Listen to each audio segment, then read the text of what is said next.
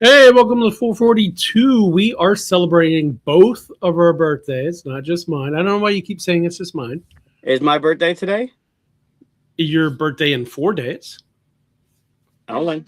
Is my It's your birthday today? Is my no, birthday today? no. No. But we're not going Whose to have a birthday is it? show in Hold 4 on. days. Hold on. Whose birthday is it? It's our cats. No. Whose It's your birthday is cat's. it? Chris's. It's Chris's birthday. What do we say to No, it's Chris? your cat's birthday. Happy birthday, Chris! Thank you. And guess what? What? Chris, it's someone else's birthday. It's I'm our going- cat's birthday! It's your cat's birthday. I didn't know you had a cat. Uh Do you have a Yeah. cat? huh. Why am I just now learning you have a cat? There's a lot you don't know about me. I thought you don't like cats. cats. Had a cat, 15 years old. Now she's 16. How old's your cat? 16. He just told you. 16. Don't worry, Luca. He doesn't listen to 16? me either. 16. So I have the same birthday as your cat. What? I'm also 16 in cat years. Right? We Crazy, right? black cat. Mhm. We have a black cat. A black cat. What's the name? Black Black? cat. Black cat is the name. Yep. You don't really have a cat, do you? Yeah. You don't No, have a cat. there's a cat. There's a cat? You mean There's one a in cat. the neighborhood? The cat's name is Kitty. Yeah, that She doesn't was- sound made up. She is 16 years old. They are not lying to you. They don't lie. They're four. Does the they're cat 3 live in the and 4. house? Does the cat live in the house? Mm-hmm. 3 and 4. Mm-hmm. I thought you hated cats. Yep. Okay. So also yes. Okay. Hey, Aldi. Yeah, Aldi. Okay. So awkward beginnings, but yeah. So it's our birthday, so we're going to be talking about. Originally, we were saying we were just going to do the top 5 games that we want to buy next. But then, since birthdays are coming up, made sense to say next 5 games we want for our birthdays. This is not a request from anyone to get anybody anything. I'm looking at you, Mike. I can't see you. I got kids in front of me. Uh-huh. That's why I'm telling you. Good job. This Good is job. just in fact, I already got one, so I had to come up with another one. Oh, nice. That's good. I had my list, and I was like, "Ooh, I'm grabbing this," and then I had to add another one. So yeah, don't worry about us. We're gonna get our own games, but Okay. they are the next 5 games that we want, basically. Yeah, if we were, can you sit up?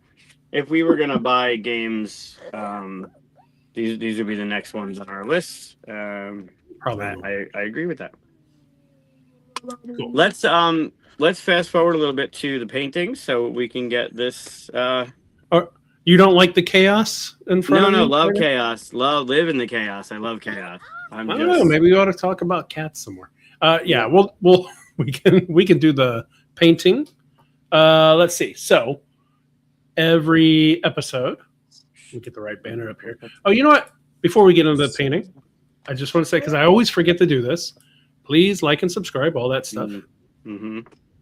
You could do that for Mike's birthday. That's his gift. You could give him his little thumbs up. And Do it subscribe. for the kids. Don't do it for me. Do it for the kids. Do it for the kids too. If you don't do it, you don't like kids. Yeah. Right.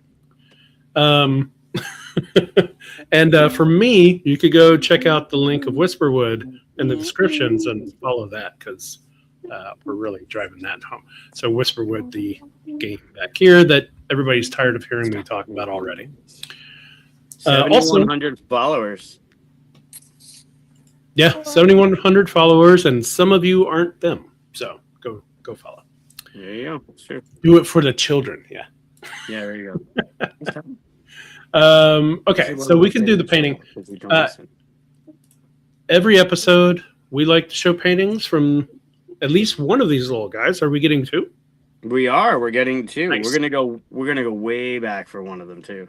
Okay, We fun. back. Way And we back. like to try to figure out which one of them did it and what it could possibly be. It's more like a Rorschach thing. Like, what do you see in it? And then we'll be told by the kids how wrong we are.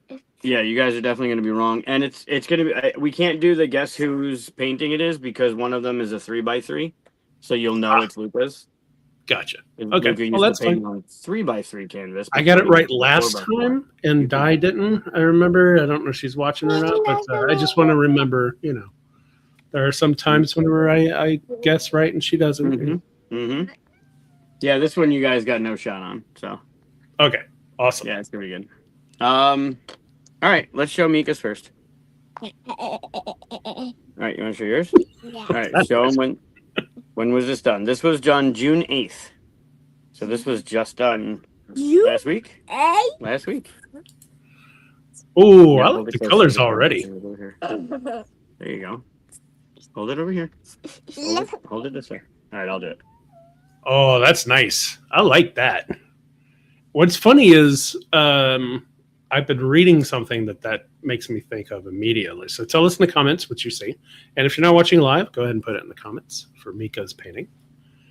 I see like 3 different colors, I think.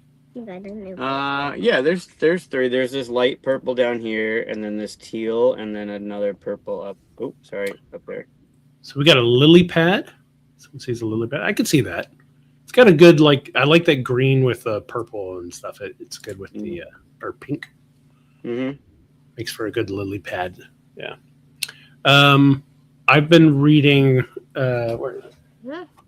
I just started getting this because I got it for my birthday, but I've been reading Uritukka and the Gods. I don't know. So I'm seeing a big, weird tentacle frog monster. Oh, wow. Yeah, that'll work. What's up? What? We're not turning. Just leave it, and it'll turn off by itself. Okay. Fat grasshopper from Stacy. A fat grasshopper. A tentacle. A half-life bug. Nice. Hmm. When all else fails, green dinosaur. Oh, Nick's is saying it's a green dinosaur. He's hedging his If bets. it's Luca, I would lean that way. I don't know though. A thistle flower with a purple feather under it. Ooh, okay. So specific. I like Very. it. I like the purple feather. Mm-hmm. I didn't know what to do with that. Like, is it a shadow underneath the weird monster? Or... Yeah, nice. Okay. Oh, we got a snake. Oh, like a coiled up snake. Nice. Oh, okay. Melty Mind Popsicle. Oh, I can see the popsicle, the stick standing out there. Yeah. The mind pop, like there's a brain in it. Dark. So when I didn't see this initially, but when I put it on screen and I'm looking on it that way, I see a fly. Yeah. Like with the eyes and the bug, the nose or whatever. But initially, I saw a genie coming out of the lamp. Where's the genie? So the genie, you know how when it comes out, is all that smoke first before he takes his form. So the you see smoke. The purple thing is the lamp, and that's the genie coming out of the lamp. Okay. Oh, it's almost like Tasmanian doubling out. Sure, guys. Sure. Nice. I know you're being funny. All right, so that's what I saw. But we're all wrong because Mika, what is this? That's a mouse deer. A mouse deer? Yeah. A mouse deer. That was my second pick. It has two claws on his foot. To what on his foot? Claws. So those things right at the bottom there by the feather are the claws. A mouse deer, of course. It's a mouse deer, which is an actual animal.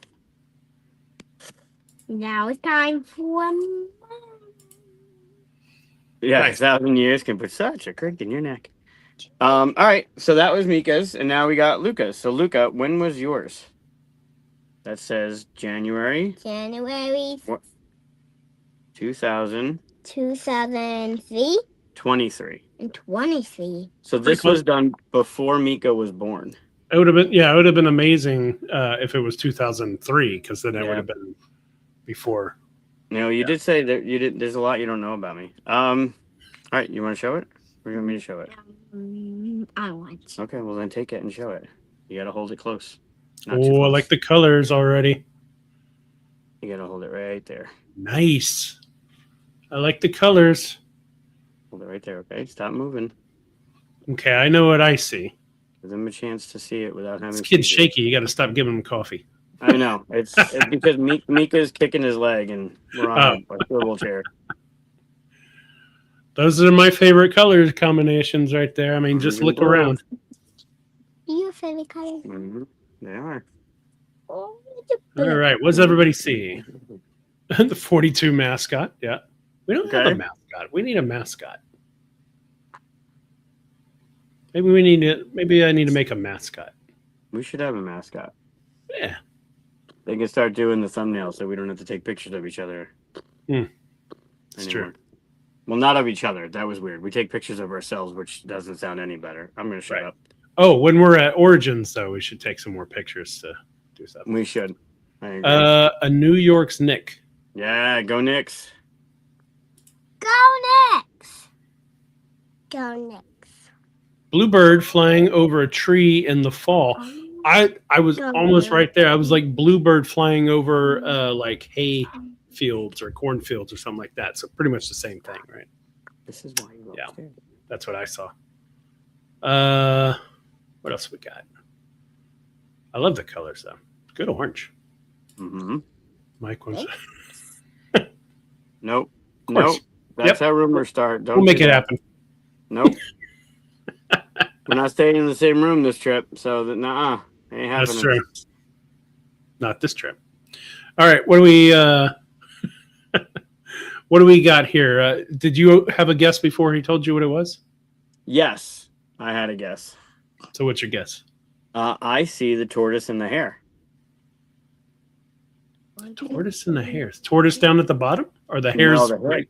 The hare's He's- down at the bottom. This is his Oh, leg. okay. Here's running fast. Uh huh. Dad, that's not a tortoise. I know, but that's what I saw. I saw a tortoise. That's and not hare. a tortoise. You don't know the story yet, but the tortoise and the hare. You don't know the tortoise and the hare story? You remember That's the a tortoise good and the hare story? You do? I used to have a Mad Max magazine that had that whole story, but then at the end they met up and like everybody took bets and stuff, and they bet against themselves. It was good against the rabbit. All right, so What do we did got? you see? What did you see? I saw a bluebird over like hayfields, Right, the bluebird. and I flying saw a over. bluebird over orange tree in the fall. Okay.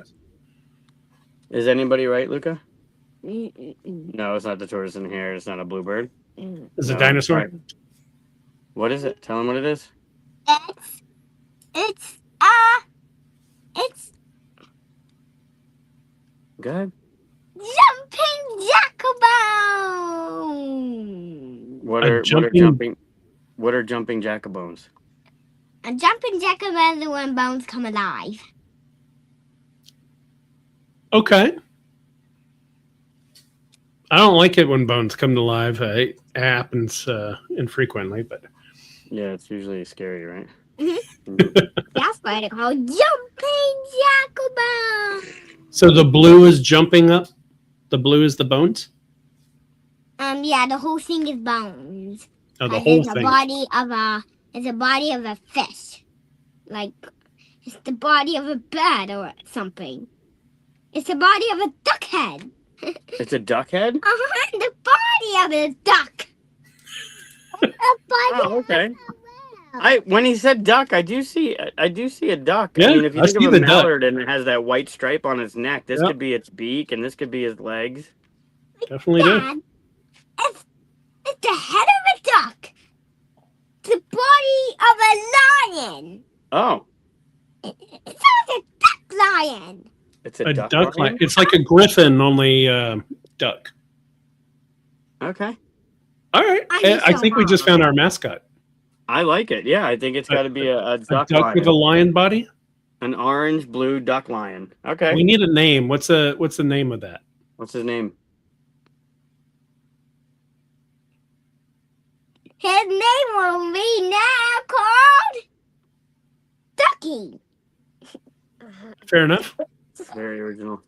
But he's half lion too. How can you call him Ducky if he's half lion? How about I feel like I Ducky should just leave Lion? this How about up. Duck Lion? Duck-a-lion? Uh-huh.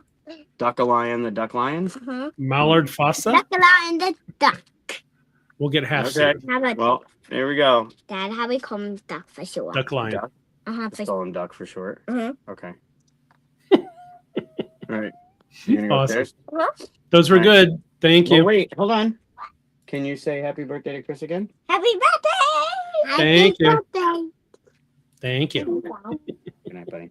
Okay. Let me- Happy birthday. Happy birthday. Happy birthday. You did. That was very nice of you. Thank you very much. All right, give me a hug. Thank you. Good night. See you later. Other than birthday stuff, we have announcements. I think at least we could talk about Origins. We're going to Origins. I'm leaving tomorrow. Are you leaving Wednesday? I leave Wednesday. Yeah, Luca's got a moving up ceremony on Wednesday from pre-K. Now they do moving Right, up ceremonies at pre-K. So since we have a small part of a booth, I asked you and Brad if you could put up 2 banners and 2 tables, which now Berkey is putting up for us. So you don't have to do those either. Oh, even better. Yeah, so I'm going to get in a little bit later on Wednesday, but I did not realize being in the gaming hall, because we're not in the exhibit hall, we're booth 2300 in the gaming hall, that they start Wednesday at noon. So that, hey, thank you. So Oh, the they con start early. technically it's starting Wednesday at noon. So, Okay. So You we're guys- putting together the thing. Well, but when is the booth going to be done? Because it's a big booth, right? like kind of, I mean, it's all play, No, right? And all play Yeah. has to be ready by noon because that's when everything goes live. Right. So they'll be setting stuff up most of Tuesday, and then I guess kind of like if we had our own booth, the rest of the stuff being Wednesday morning. But really, our booth is 2 banners, and then the 2 Berkey tables. I'll come in with the shelving unit and Nice. some residual stuff, but it's pretty simple build, and all we're doing is focused on Whisperwood. We're going to be demoing and playing and showing off Whisperwood for basically 5 days. Awesome. Yeah. I can't complain. No, it's I mean, gonna I be fun. could, but there's no reason to. Nah, what a great place to be. I love the convention. Origins has been a favorite of mine for a while. I think the first year I went, I just loved it. It's got that Gen Con kind of feel, but you have enough time to talk to people. You're not getting the death stares from people that like are just waiting to play and are aggravated that you're asking somebody what games they like. Like it's got that hustle, but it doesn't have the chaos. It's not everyone Okay. jammed packed in the thing with their backpacks. Like it's got some of it, but it's not, yeah, like Evan said, it's not that crazy. It's more cozy than crazy, but it still has that big footprint. It's still got the late night gaming. It's got a good place to play, extensive library from the Crabs people. Anybody in the comments coming to Origins we're going to see? Yeah. Can find us well, at I all. don't know. I don't think Evan's going this year. Dave and Di, I believe, are still going. I don't know when they're going. Cool. Eric, I think Brandon, Eric and Alicia are going. Brandon and Nikki are going. I think you know them. Yeah, Nice. it's a great. It really is a great community. The area is great. I love Columbus. It's really fun. I don't think I'm going to be able to do BGG, although it's not the same. BGG Con is like last year. It's not the same time as PAX. They're Right. still pretty close, but I think I'm past the time to be able to do it now anyway. I think it's all sold up. I should check because I love BGG Con. If I can make it this year, I should. BGG is more focused on gaming, right? It's got a Yeah. small vendor presence, but it really is focused on getting together and playing games. Which And- is the best cons in my opinion, where you just 5 days of sitting at a table with friends playing games. Right, and I've never been to BGG Con, but a lot of the like Dice Tower Con when it was under Patrick before I went to Dice Tower East and Gathering and those type of cons that are focused on being with friends and playing games. It's a lot of what I modeled QSCon after. I mean, it's got a very small vendor presence, but it's more about sitting at the table and just, disconnecting for 5 days and being with friends and playing games and creating those memories with people that are like basically now family. Like since 2019, those people have become family. You see them every year. You go to the con and you're trying to make plans to play games with them, and those kind of conventions I adore. And although Columbus, I mean, Origins has that big vendor feel and the exhibit hall and the releases and the limited releases and the big presence, and it has that stuff if that's the kind of stuff you want. It does have, the late night gaming and the library and the gaming hall, and it's just got, I don't know, it's just a better feel. Gen Con is just absolute bonkers, but yeah, Origins it's my first Origins, so that'll be fun. Yeah. But yeah, BGG Con is drivable for me, which is the only one. It used to be PAX South I could drive to because I think that was in San Antonio, but they don't have that anymore. So I think BGG Con is really the only big one that I can go to now just by driving. And as you know, since you get to drive to most of them, it's so much better because you can buy all the games you want. You can bring games. You could you can bring toaster ovens, whatever you want to do in your hotel. What? Random. I brought all the things you could have picked. You picked toaster oven. It was just random. Well, I did bring a toaster once to BGG because you can do your own breakfast. Nice. There you go. I'm uncertain. You'd have to go to the website. I think a full con badge is around $100, 120 maybe. I don't know what day tickets are. I don't have an origin story yet. But I will when we get back. You will. That is another announcement though, because are we going to have a show next Monday? I don't think so because I'm traveling back. You're traveling. I don't know if I didn't. I didn't really think about it until just now again. Let's say no and then surprise you if we do. Yeah, that works. I mean, if you're subscribed, you'll get the ping that we go live, which would be the surprise. Yeah. If you're not subscribed, subscribe. Yeah, do the subscribe. The bell thing will let you know, not the subscribe. Subscribe just puts us in your feed. Do the bell thing lets you actually gives you like a notification, like, hey, they've gone live. That kind of thing. If you the kind of person that forgets what Monday is every day. Yeah, I say that, and I totally forgot what Thursday was last week.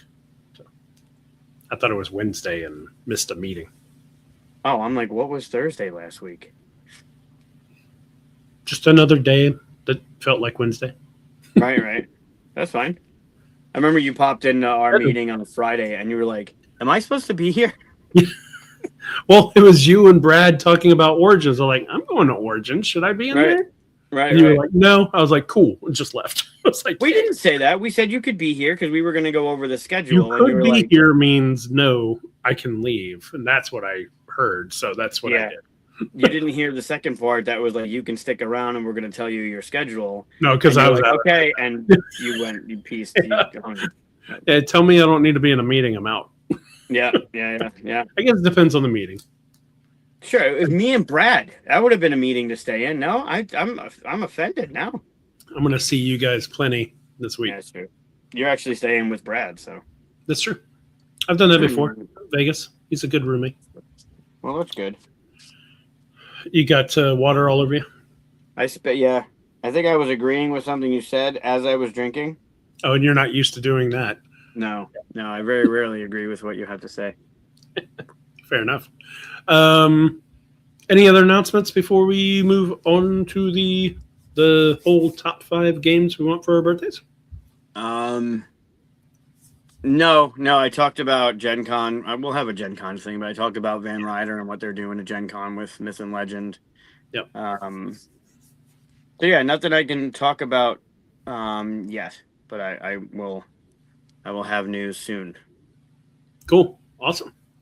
Well, then let's go ahead and dive into. I hit the wrong button. Dive into Fucking rookie. top 5 games we want for our birthdays. Again, this is not a request. Please, nobody send us stuff or try to give us stuff. Especially at the con, I can't take anything back. I only carry a backpack, and I don't have any room for anything. So please don't bring me anything. Especially what I'm about to say, because I like expensive stuff. I purposely went expensive so no one could pull any Yeah. bullshit. All of mine are pretty expensive. Yeah. Yep. I think. Hold on. Let me double check. Yeah. Well, yeah. Depends on what you mean by expensive, but Right. yeah, don't bring me a toaster oven. Yeah. He wants a toaster oven for his. Hey, you laugh, but you bring Pop-Tarts and a toaster and all that stuff. You got breakfast set up. You don't have to pay for expensive breakfast every morning. I bring Pop-Tarts. I don't need a toaster oven for my Pop-Tarts. It's so much better toasted. They don't need to be toasted.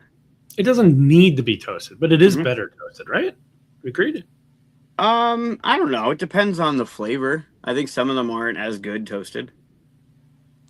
That's fair. I haven't tried all the flavors. Let's see. I think all the fruit ones are better toasted. Yeah, the maple and brown sugar I think is my favorite one toasted because it closely is like it's like almost like an oatmeal, like a frosted oatmeal. They have the Samoa cookies, the Girl Scout Samoa cookies. Those are not good toasted. Oh, I haven't tried those. They're good. They're not good toasted. They're better not toasted. Interesting. Yeah. Okay. On these Cody big or saying? small cons, is there a super fan that stands out every year, or just a kooky person you're excited to see? I'm also excited to see Mhm. people that show up that we already know and are friends and all that stuff. And happy to meet new people that, hey, we saw your show for the first time, or like your games, or anything like that. Right? That's always fun. I have had weird encounters before, but very rarely. Was it with toaster oven? I had one. This was many, many, many years ago, and I don't remember who it was. But whenever I first made Asking for Troubles, so the game came out, did pretty well, and all that. But at that time, I was writing for a league of game makers, and putting out articles to help people do the same thing, like make games and stuff like that. That I don't even know if that website's up anymore, but a lot of us did. Luke Laurie, Peter Vaughn, we were all involved in that. And I had someone come up to me and was a little bit too fanny, like it was too like, I followed your game and blah blah blah and blah blah blah, blah, blah, blah. And it's like put too much on me. I was like creeped out and I had to leave. But if I didn't do that, we wouldn't have this show, Chris. No, it's not you. So I did have that once. That's the one that pops up to me. For the most part, everybody's just pretty awesome. They are. And there's always, I mean, we've talked about it a lot, going to conventions and being on this side of the industry, and being able to see friends is the biggest thing. Yeah. There's never enough time to see everybody. There's never enough time in a day to even talk to one person. Yeah. But when you get like a Gamma this year, our booth for Intersection was right next to Matt Ryan from NB Born. Yep. And just being in that proximity with him and like catching an eye and making fun and poking and doing whatever, just being around people that we don't get to see that often, right? That's my favorite part. Yeah. Getting to see those people. The cosplays are great. I mean, there are definitely some that stand out. I remember when Batman came out, I went over to check how Batman was doing at the IDW booth, and I was at Floodgate at the time, and I was checking on the guy that was demoing it, seeing if he had any questions, and people were about to play, so I hopped in a game, and they had no idea who I was until about halfway through, when a question had come up, and the guy turned to me. But I remember almost about halfway through that game that we were playing, and I was playing like I was in it as if I was just a fan of the game. I remember looking up and standing behind the guy that was playing Batman was a guy cosplaying as Keaton's Batman, like the 1989 Batsuit, watching the guy play my Batman game. Didn't you get a playing picture of Batman, that? and then he came in and played next. It was That's fucking awesome. Oh, Didn't you get so a picture of that? Yeah, there's a I picture. thought you shared a picture of that once. Yeah. Yeah, Envy Born is fantastic. I love Matt. I love what they're doing. He's just an awesome person. Good guy. Yeah. Yeah, We so call that was, him I mean, of all the cons and all the things, that interaction for those whatever half an hour that I was there, between playing as a fan but them not knowing I was a designer, and looking up and seeing Batman, watching the game being played, and then when we were done, Batman stepped up and played as Batman. Like it was a surreal moment. That's great. Yeah, I love. It'd be great if you're like, no, I'm playing Batman. You have to play Robin or something. Yeah. Make him play. don't get to Yeah, play. absolutely. Yeah. Yeah, that is. I do have to admit that is one of my favorite things, is to play a game with people and they don't know I designed it. Yeah. And sometimes someone comes up and goes, "Oh, you're playing a game. This is the designer." Don't do that.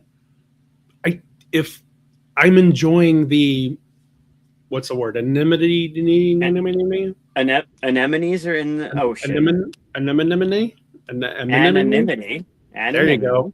That's Yeah. what I'm enjoying. Yeah. Because then they're telling you what you really think, and you're seeing genuine stuff. The second that they go, "Oh, you made this," that's different stuff. Yeah. I agree. I just like playing the game with people and seeing them enjoy it. So, Mhm. or hate it. That's Or- fine yeah. too. I'm like, Yeah. oh well, too bad. Or telling you how they house ruled it. I'm like, no, I don't know if I'd do that house rule. Mm-hmm. See an anemone? Yeah.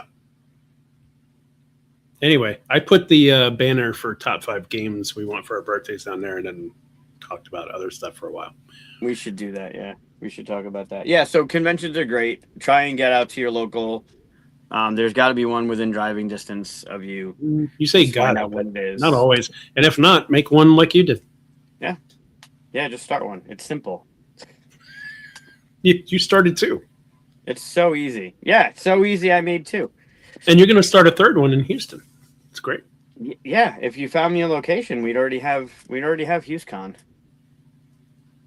Do you guys like to sit back and watch people's eyes light up with a combo? Well, yeah. Yes. I mean, watching people play it and have those moments. I mean, trying to break the game is fantastic. I don't like it, whether I'm a designer or not. I don't like it when people try to break games. Just play the game. Even in playtest, I don't want you to be the one who's trying to break the game. I just want you to play the game. Oh, I disagree. I want you to break the game. I want you to. I'd rather you break it as early as possible rather than it being published and then all of a sudden, like, look at what was it called? Outpost from IDW. That game was published without an end. You can't beat it. You can't play the game because it was never like tested. Like, break the game I'm as not saying early don't as test possible. the game. Break But it I mean, as there are early as specific- possible. Yeah, but there are specific players who will play in a way that the game does not. It's not beneficial to them to play that way. Okay. You know what I'm saying? Like, they're playing in a way only to try to break it, not to try to win, which is Right. the whole. If you break a game by trying to do something other than trying to win, then you didn't break the game. in my Yeah. I agree. because you have to be trying to win to break Yeah. the game, to do it. Yeah, break my game, not my heart. Yeah, I don't mind if a game does break while test playing. That's not what I mean. I just mean I want you to play genuinely, like you Right. would a normal game, right? I know what you mean. There are those players that do things suboptimally but purposefully to show that the game is broken, or try and show that the game is broken. Or I get you. It makes sense. And it doesn't mean it couldn't be beneficial to see that, because you'd be like, oh, okay, maybe someone could break it and stuff like that. I would just prefer genuine playing to Right. test Right. playing. So. I agree with you. That makes sense. I like the questions off to the side though. Yeah, absolutely. And Aldi, I'm going to put up a sports question. Look at that. Look Aldi's at asking if you. everybody's working World Cup. We have it here in Houston. They're everywhere you go, it's playing because they're here. Yep. I don't know why it's hot. I don't know why you would come to Houston to play a sport, but okay. I guess we have the arenas and stuff, but Yeah, is it an outdoor stadium or an indoor stadium? I think it could be both. I think they have a roof, retractable roof thing.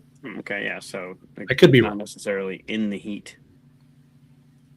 The Netherlands play here. Yeah, they're not gonna like it. We're just there in Dallas, Japan. Okay, nice. I will say this about. Okay. No, I will say this about football, soccer, whatever you want to call it. I used to work at a company that was its parent company was in Scotland, so most of the people I worked with were Scottish, and every time there was like the big games and stuff like that, they would tell everybody stop working, come into the meeting room, and they'd have a big screen TV, and they'd have the game up, and they'd have a spread of food, and we just stay there for 90 minutes and watch it. And yeah, I would ask questions and try to get into it. There's no reason to sit there and go like, oh, I like sports. Like, I'm not going to do that. Might as well make the best use of it, right? Yeah, you just do that on the show. You wouldn't do that in person to people. Well, this is our show. This is about geek stuff. Anyway. But I wouldn't sit there and like ruin someone else's experience of watching the show and the thing and stuff. So I'd ask questions, try to get into it and stuff. I will admit that soccer, because it's constant, kept my attention. I actually I didn't care which team did anything. I would be like, yay, they did a goal, and then oh yay, they did a goal, same equal kind of thing. It doesn't matter to me, especially because I'm not Scottish and they cared because it was some team of theirs or something. But I still thought it was interesting, still fun to watch and hang out with people. Yeah, I wouldn't watch it on my own, but Yeah, I can't imagine you sitting there turning on the TV and watching sports, any sports. Oh no, I've watched boxing. I like boxing. That's a sport, Chris. Yeah. I've watched Pat's matches too. Huh. Boxing is the one sport I like. Okay. I wouldn't say I know a ton about it, but I like watching it. Sure. And that is accurate. Grant is very good at soccer. That's cool. Yeah. There's a lot of sports. A lot of sports just ended. I haven't watched basketball in years because I just can't stand the push-offs and the elbows and the fouls and everything not being called and the bullshit. But I did get into the postseason because it was New York, and watching their postseason run was pretty fucking epic. I love it's blue and orange and it's New York, and it was really something special to watch. And then hockey's now over, unfortunately for Matt, because he's a huge Vegas fan. The Carolina Hurricanes won, so we're talking about Tampa having hockey. Carolina has hockey as well. They just won the cup, so basketball's over, hockey's over. The World Cup's happening, and then there's baseball. So, go Yankees. Yeah, I'll even say the same thing for hockey. I've been to one hockey game, Arrows, I think. Yeah, Houston Aeros. I mean, this was like 25 years ago or something like that. Yeah. But I did enjoy myself. First of all, it was in a nice, cool rink, which is nice. But also, it's constant movement, constant stuff happening. Yeah. That's more my jam. Yeah. Yep. I mean, hockey's fantastic. See, I'm trying. You are. It's never going to be my thing, but, there's no reason to hate stuff that isn't your thing. Yeah, no, yep. Yeah. But this is also not a sports show. So let me put the banner up again and see if we can talk about the top 5 games we want for our birthday. Do not go off on another subject. You're trying to think of one, aren't you? I'm going with the chat. The Okay. chat brought it up. We're just going with the chat. That's all. Okay. Oh, that's All cool. right. You got to see Gretzky play. That's awesome. Wasn't he? No, I'm not going to. Nope. We're talking about board games. We are. Why don't you lead since I led last time? Did you? Well, your birthday's in 4 days. Do you get Correct. games for your birthday? Your birthday is tonight. Right. But normally on your birthday, do people give you games for your birthday? Yeah, because you have thousands of games, right? So there's they don't know what to give you, all that stuff, right? No. Well, now you're making a list and they have 4 days to shop. No, it's not. This is like, I mean, at this point, when you're thinking about what to get, there's nothing. There really is nothing that's out there. Well, that's not true. There's a couple on here that are out there that I want, and that's why they're on the list. But it's really hard to get games for me because of the collection, because of the con, because of the library, all that stuff. Yeah, and it also feels kind of like here's one more to add to your pile. Yeah, a billion other games. Yeah. yeah. Yeah. Games Anyway. is tough. Their accessories would be easier. I think it might be easier for people to get accessories for the stuff rather than games, because there's a Yeah, lot. but I don't know what accessories you have either, right? Sure, but someone who listens to me every Monday would know what games I like. Sure. But I think it might be easier to get, like, I don't know, like a 3D printed insert or coins or resources for the games that I like, rather than what game doesn't he have. That's way harder. But like, I know you like the smelly dice. Smelly's not the right word. No, they're smelly dice. Scented dice. And you have some, but I don't know what scents, right? So I couldn't get you another scented one. I only have the first set. I Not only that have the I'm trying first. to. I'm just saying as an example. Right? Yeah, no, I get you. It's the first series when they went to Kickstarter, but they are Dr. Smelly Bones, so you're not far off. I mean, it is Dr. Smelly Bones. Nice. Are they at Origins? Yeah, the same people. They just had a Kickstarter, I think, last year with the new set. Okay. They're the same people that did Gruff, that game Gruff about the demonic goats. You got those dice in 2022, I think. I had those dice before we talked to him at Gen Con when we did that walk. Okay, so even before then. Yeah. Is the smell still there?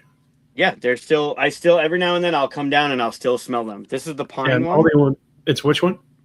This is the pine one. Pine. You got pine? Yeah, it I smells like like the a campfire here, one. smell it. It smells like a Christmas tree. Smell it. Yeah. Yeah. Yep. No, they're still very potent. And you haven't Yeah, used this them is for because you don't this one play says D&D. it's for druids or elves. Yeah, it smells like a pine tree, and then there's 5 of them. There's one that's more like an armory. Fireball Char. Oh, they're so good. I bet you that's a good one. We are not sponsored by them. Not Oh my sponsored god, by it smells like anybody. a campfire. It smells like a campfire. Yeah, the campfire ones are the ones. I like. Those look They're cool, so too. good. But Nice. yeah, I've kept them in the tin this entire time. They resent. So we talked to them at Gen Con years ago, and their process, they use the oils in the manufacturing of the dice. So in it is the armory one smells like steel, leather and steel. Ugh, that's not my favorite. That's You not my didn't smell favorite them one. before you bought them? No, I did. I bought the whole. I can't smell them on a Kickstarter. Fair. Right. This one's really good. This is the Arcane Vapors. This one smells really good. Oh, With their God. farts? They're so good. They really are fantastic. That one's probably what, like lavender or something like that? Yeah, lavender smells more like soap. I don't like lavender. It's good. Sweet Okay, I'm going to tobacco. turn off the banner again. We, again, are not talking about the top 5 games yet. These are fantastic. If you have a reason for sets of dice, and you kind of rock a character. Like if you're a druid, then the one that smells like pine trees. Like they just make sense. They're just awesome. Do they have one that smells like sand and death? Not in this Kickstarter. I don't know what that would be. Yeah. What is this one? Healer's Balm. This is floral. This smells like clean linen and floral with floral notes. Yeah, I would like that. It smells like clean linen with flowers. It smells like a bathroom in a hotel. A clean bathroom in a hotel. Yeah, I don't want that. Yeah. Yeah. No, my favorite one is the fireball char. Campfire. It smells like a campfire. Yeah, it's fantastic. But yeah, these are epic, and they have I think 3 sets of them. Yeah, they're just fantastic. If you have a chance, they're who's the company? Oh God, I can't see it.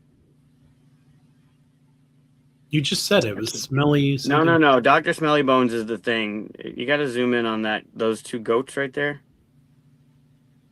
Oh, okay. Yeah. Whatever that says underneath the 2 goats, that's the company. It's the same company that did Gruff. You're holding it. You tell me what it says. It's blurry. I honestly can't because I'm looking here, and now I'm looking here, and I can't see it. It's not because someone's birthday is in 4 days, and it's so tiny. I can't see it. Bad Can lighting. you zoom that in? Yeah, sure. Studio Woe. Uh-huh. WOE. Studio Woe. That's who makes the Gruff game, and that's who makes these. So if I don't know if they're at Origins, but if they're at Origins and you're going, or Gen Con and you're going. I'll check them out because I need new dice for I need new dice for my character, and it's a very specific thing that I want, and I haven't found it yet. Is that the Death one? What is it? Yeah, so my character is an oracle that raises the dead, and he comes from the desert. So, like, good luck trying to find that right kind of combination. But yeah, and I want the numbers readable. Like, there's so many things. I went through a bunch of dice today because I was at a game store, and I was like, nope. Like, I'm too picky on dice, but I play these characters for like 2.5 years, so I like to get a set of die for each one. Yeah. Speaking of which, we need to do our Star Wars thing. Maybe after all this convention stuff, we'll do a Star Wars thing. I like that. Mummy Rot. I like Mummy Rot next. Instrumental soundtracks. I've tried to use soundtracks with my stuff. The problem is that you can't have the dun dun dun kind of moment when you need it. Like it's just too hard to like because everybody's on their own rhythm, right? Yeah. It is kind of cool when it happens though. When it just happened, like you roll a die and it's a 20 and it goes dong. Like, like that's cool. But sometimes I'm just like, so where do you guys want to go? Dong. I was like, no, it's not a scary question. It's just which way do you want to go? Yeah. Do they make your hands smell? No. I bet you they do. I mean, if you're holding them, like you're picking up and rolling them, you're not. I have some dice that they're orange, but when you hold them, they turn white because of the heat. Oh, nice. And sometimes I'm sitting there ooh, what's going to happen? And I go to roll. I'm like, oh man, I've been holding this die. Yeah. Get a soundboard. I'm sure there's soundboard apps, but yeah. That would work. Yeah. Anyway, all right. I'm going to try this banner one more time. I like that. Yeah, you should do that. Right, that was not my fault. That had nothing to do with me. That was me. Yeah. That was your derailment. The top 5 games we want for our birthdays. Now, these are all fairly new games for me because any older games I've gotten. But did you go? Because I did think about, maybe I'll go one that is no longer in print kind of stuff and all. And I didn't really go that way with it. Two of mine are newer. One's a couple years, and then most of the other ones they've been around for a minute. Okay, that's cool. Mm-hmm. Trying to see. I accidentally clicked off of one of mine, and now I got to pull it back up. So That's great. Good job. because I haven't set. Yeah, here it is. Well done. Yeah, I'm gonna bring up BGG now so I can look it up as well. I didn't put down when they came out. My oldest one I don't think is out yet. Okay. And one, or if it is, it's like right about to be out. And one, I think the oldest one is like maybe 3 years ago. Wow. Okay. Yeah, mine are definitely older. Cool. Well, then why haven't you gotten them? You'll see. Okay. All right. Well, then I'm curious, so we'll start with you.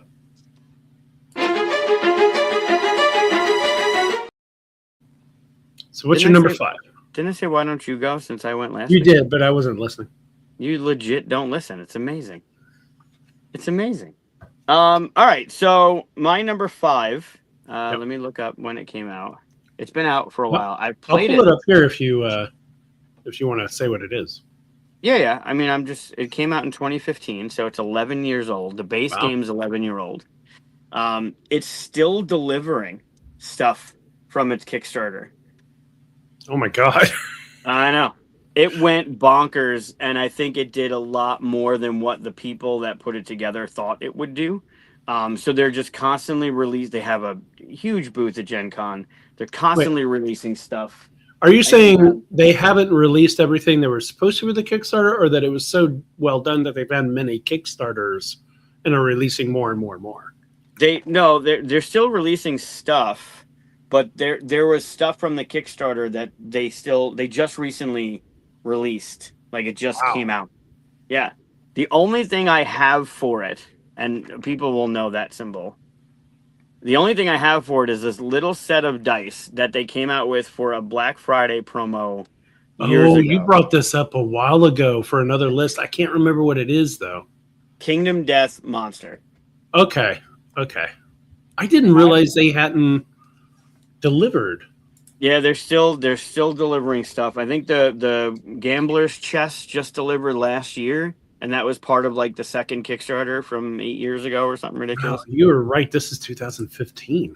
Yeah, it's 11 years old. I played this game a lot. We've had Jason on the show. He's one of the ones that showed me during COVID when the world shut down. We would meet in the classroom when we were doing the game design curriculum. We would meet at Keith's classroom and play this game. And every time a character, because you rock a character and they die, like characters die. We had Luke and Leia. They were twins. There was a backstory, and there had to be a sacrifice made, and Luke just sacrificed himself. So every one of the sheets of the dead characters we put up on one of the corkboards in Keith's room, and there were like 10 or 12 of them. And when school came back to session, all the kids were like, "What are those?" And he's like, "It's the board of death." And they're like, "What are you even talking about?" It was hysterical. We had a bunch of characters, but the game is it's really simple. It's really simple the way the game plays, but you make decisions. Like one of the first decisions you make out of the gate is if you're going to bury your dead or you're going to turn to cannibalism. And it's like, it starts propelling you down these, it's crazy. It sounds crazy. It's very expensive. And I know me as a person would want to get all the things, and it's super expensive to get all the things. In addition, all the minis come on sprues, and you got to glue them and put them together. And I just don't have the patience for it. So it's one of the games. If I could get anything, this would be one of the games that I would get. Hands down, love the story, love the gameplay, love the way it all comes down to dice rolls. And you've heard me rant about HeroScape before, but the game is fantastic. So you're saying for your birthday you would like all of it that is and would eventually come out. I mean, yes, the base game, if you were to get like 2.5 or 1.5 or whatever it is right now, it's like $300 for the base. But it's not like, it's fine. But there's so many other things that come out. I think a friend of mine, I won't throw them under the bus, but a friend of mine is basically like, there are also 3 people in my circle that have this game and have an extensive collection of this game. So I've never really felt the need to grab it. Yeah, pre-assembled would be great because I can play it with any one of them at any point. But they're north of like $3,000 into this game. God. Right. With like the minis and the dice and the expansions. And I've seen the booth at Gen Con, and you could spend like an hour just looking at everything there. It's amazing. Oh yeah. They have it in glass cases and stuff, and you're looking at all the minis, and I'm like, oh, should this be here? There's kids here. But it's bonkers. If you go on BGG and you start looking up some of the pictures of what they have, it's pretty crazy. It's pretty crazy. But the game is super fun. I love narrative games. I love what happens. Right, there's always a story that comes out of every game we played with the die roll and the once per game kind of chances that you take, and it's just really it's pretty epic. It's one of the more epic games that I've played, and I would love it. It's super expensive, and I need to play this someday. I'm never putting the minis together. Come to QSCon. I'll make sure it gets played. This one and Twilight Imperium are my 2 like big holes that I need to play and really want to play. But it's time, it's money, or whatever. It's that big hole that you gotta jump into, right? But I do want to try it sometime. They play every year at QSCon. There's a group that makes sure they play every year, and it's an entire day. That sounds awesome. That's cool. Yeah, it's damn epic. It really is. But it's just, I know myself, I won't have the time to put it together. Like literally, there's a bird. It might be that bird that has 100 of these hands. They're cut off at the wrist, and you got to put them around its backside. I don't have the time to do that. I don't. And then you don't want to paint them because the bone gray is fine, but man, the story that came out every time we played, it's a fantastic game. That's crazy. Good pick. Big and epic. Hey, Matty P. Hey, Matt. Yeah, so out of the gate, it's definitely the most expensive one on my list. I mean, the base game is still a couple $100, but for all intents and purposes, you're talking. That's not that creepy, Aldi. So creepy. It really is. Like you're 4 people that wake up on this bone field of just bones. You're in a loincloth and you have this shard and this fucking lion's attacking you. And then you got to make decisions on your tribe and how you're like going to just move forward with things. And you go back out and hunt, and then you come back with like these loot drops of stuff you get. And then you put that stuff towards your character and towards your civilization. And the story that comes out of it it's fantastic. But man, it's movement and a die roll. Like you're gonna fight, you're gonna move, and then you're gonna fight, and you're gonna roll your dice, and you're gonna fail epically, and it's amazing.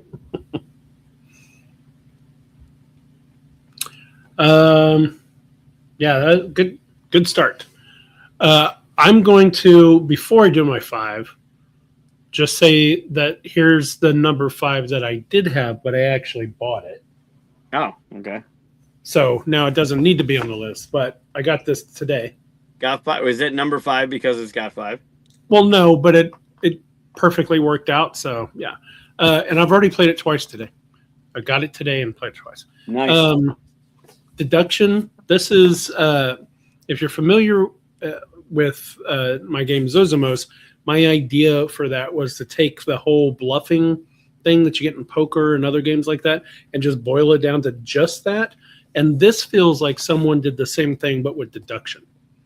Like it gets rid of all the other crap. And now you're just like, all you're doing is logical deduction. It's really cool. Yeah, I really like it. It's fantastic. Yeah, it is really good. I like how you're sneaking in 6 games into this top 5 too. That's good. Yeah. Well, I hadn't started my 5. That was something. So my number 5 is, I almost did it backwards. One that I have been talking about, and one that I've been talking about that I want to get, but I still, can't get it because it's not. I could get it if I wanted to pay a lot of money for it, and I'm just going to wait for it to become available again. But basically, Lord of the Rings, Fate of the Fellowship. Yeah. And we played this. I've played it many times at this point, but I want to play more of it. Mm-hmm. Actually, I don't think I've won the game, actually.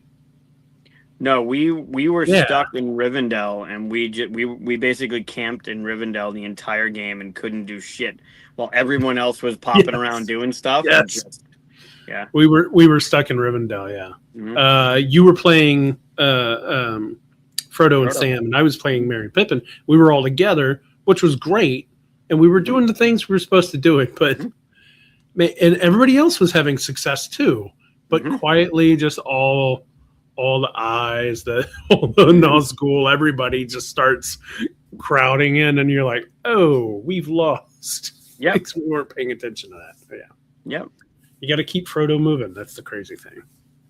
And you couldn't. We couldn't. We legit couldn't. Just couldn't get it done, yeah. But I love this game, and I mean, I still want to point out it's crazy that I've got a cooperative game, especially one based off of Pandemic, which is not my favorite at all, in my list. So there's always exceptions. I'm always open to finding exceptions to things because I'm not a big cooperative game person, as you know.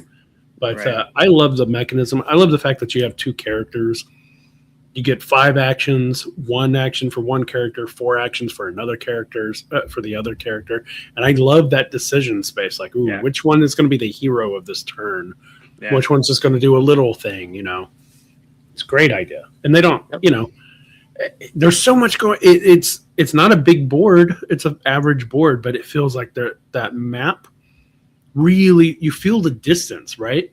Because I'm over here fighting way right here, but just a few spaces away, stuff is happening, but I can't get there. It's too far away. It's too big. It's like you feel that epic size of the for movie. Sure. So yeah. Well, and the Nazgul are messing with you, and you got to make sure that you're not too far away from doing the thing you need to do, and you got this, and you got that. It's crazy. Yeah. It's so much you have to do, but at the same time, when it's your turn, you're just like, well, I could do this or this. Like, it's not overwhelming at the same time. It's great. So.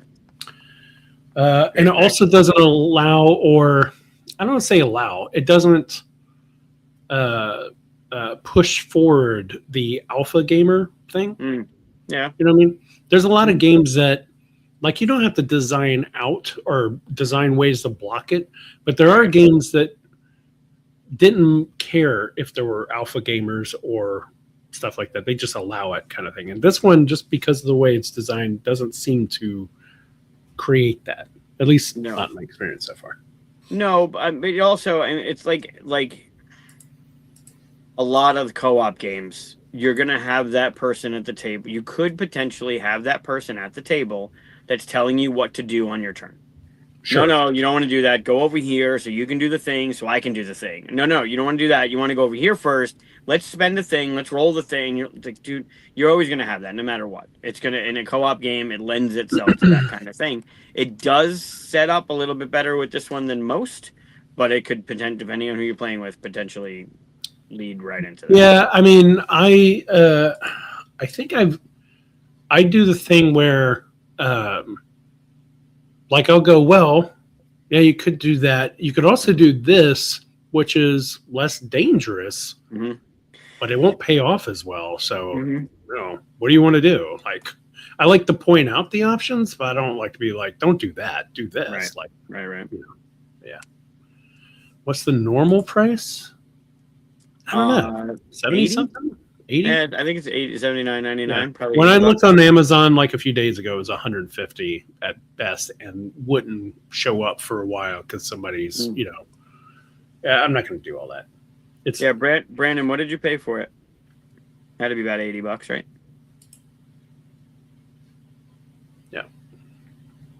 Yeah. I just picked it up.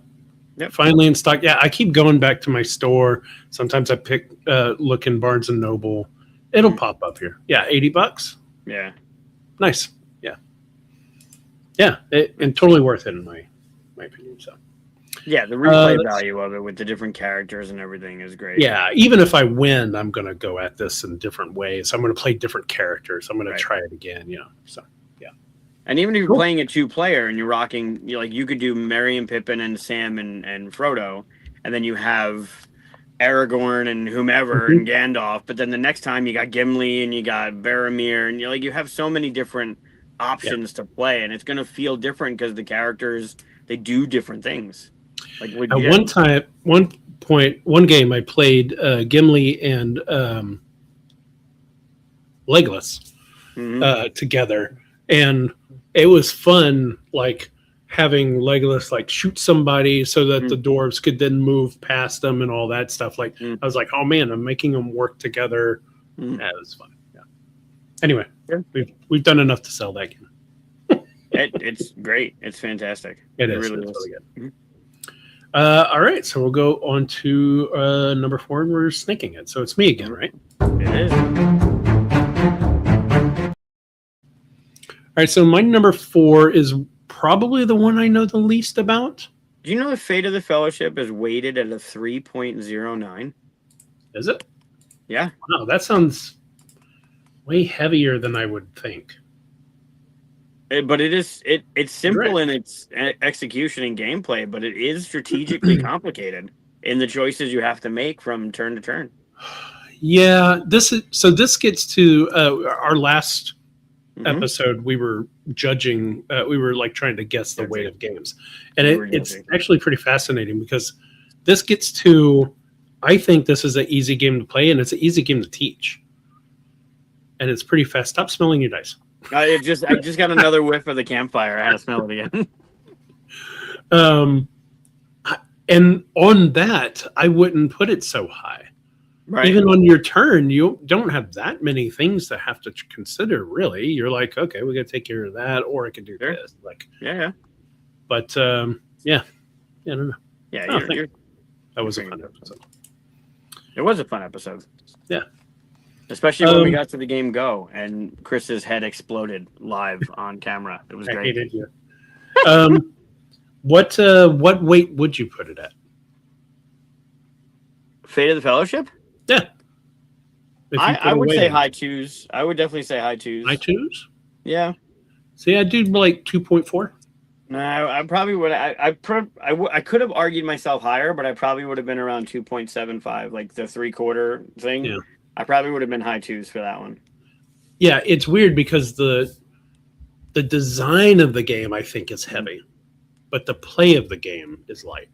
Right. That makes sense. But it goes back to our conversation, if you go watch the other episode, of something like Root, where you have to learn what the other things are doing in order to play your character correctly. And you have the Nazgul, and you have the armies, and you have the 3 different things you need to accomplish, the goals or the quests or whatever it is you need to accomplish. There's a lot of moving pieces in that game. So I think if this were last week's episode and we started talking, I could have talked myself closer to 3 because of all the things that are there. Because it's got Pandemic at its core, but it's not. It's much heavier. Yeah, the difference though between this and Root is in Root you're competitive, so I need to know what your faction does. I need to know what their faction does because I'm fighting against it. And this one, I don't need to know what your character does. I'll just be like, oh, I can't do this, and you'll be like, wait, my character can do that. Like you'll come to save the day. I don't need to know all the things because you know some of it and I know some of it, and we'll come together and work it out, right? Okay. So what is Root? Oh, Root's got to be like 4.2? Yeah, 3.84. Oh, wow. No, that's wrong. Whoever rated it below 4 has never taught this game. So it's funny because Kingdom Death is a 4. That's not how you spell death. That's not how you spell kingdom. Good job. There it is. Fucking idiot. Kingdom Death is a 4.28. Yeah, and you said all you do is move and roll? Yeah, but all the decisions of your, like basically what your tech tree is and your equipment, like the equipment cards you have are square cards and they have like half moons on them and you're trying to connect colors so they get a bonus. Like there's a lot to it, but at its core, it's You're going to move on your turn, and you're Mhm. going to try and either put yourself in a position in their blind spot to attack them or not, and then they're going to react to what like. There's a lot to it. I think Fate of the Fellowship out of 3 is pretty solid. I think that's a good. See, I think a Oh. lot of this weight is. I've never played Black Orchestra, but I've heard about it, and That's a good one too. I would put Um, that higher. see, I think, and in fact, I would even say, and it's not wrong. It's just the difference of how you weigh a thing. But my feeling of weight is like, how fast can you teach it? How fast can you get into it? And what's your decision space feel like while you're playing it? Versus Mm. this is heavy, but it's heavily designed. Like there's a lot there. There's a lot of cool stuff to dig into, but it's not that hard to dig into. Right. So, mostly water weights. Anyway, that's my number 4. No, it's That's not. your number. That's my number That's 5. not. It's We your haven't even number talked 5. about my number 4. I'm sitting here. Yeah, I need to talk about my number 4. Okay. Yeah, geez, get with it. My number 4 is a game that I know the least amount about, but I keep hearing people say that this is such a good game. I keep going up to the table at every con and be like, "Ooh, I want to get into that," but the demos, they're halfway through, or I can't get, all this stuff. But I want to get Luthier. Yeah, Luthier. It's a beautiful game. And Vincent DeTrade, of course. I gotta have a Vincent DeTrade game because I love the artwork. But also, just some of the I have a design that uses one of the mechanisms in here, but it's completely different, and I'm co-designing with someone else, so I can't say what it is. But the idea of like putting down tokens that are kind of hidden and then you reveal them, kind of stuff. That's part of it, and I really want to see how this does it because my design's a lot smaller game, a lot faster game, kind of stuff. But I want to see it used in other games and stuff. So I'm really interested in this. Awesome, teach it. Nice. Yeah, Steven. Do you know who worked on Luthier? I would guess Matt worked on Matty P. Yep. He works on everything. He works on the good stuff. I mean, look at this gorgeous stuff. I could see that. Yeah. Yeah. Well done. Dice Tower. There it is. Great. Yeah, I love this look. Yeah. I love everything that I'm seeing. I watched some videos on it, but I still can't quite grasp how good it feels and stuff. Yeah. Yeah, this is what I keep hearing from everybody, especially people who like a lot of heavy games like I do. So, yeah, you did. Oh, nice. Yeah, and that's a big chunky one. Yeah, I'll get it eventually. Big box, good stuff. Speaking of games I don't know a lot about, but I want to know more. Has anybody played the game Arkwright? It's a big box, and I turned it around. I kind of read it. I saw it at the game store today. Turned around, I read about it, and I was like, "Ooh, I need to dig into that."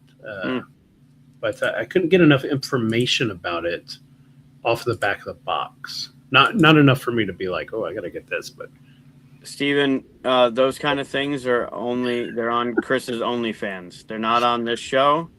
They're on his OnlyFans show. So you have to save that for. You can put it on either show. It's fine. I don't want to see his wood stained pipe organ. Sorry, buddy.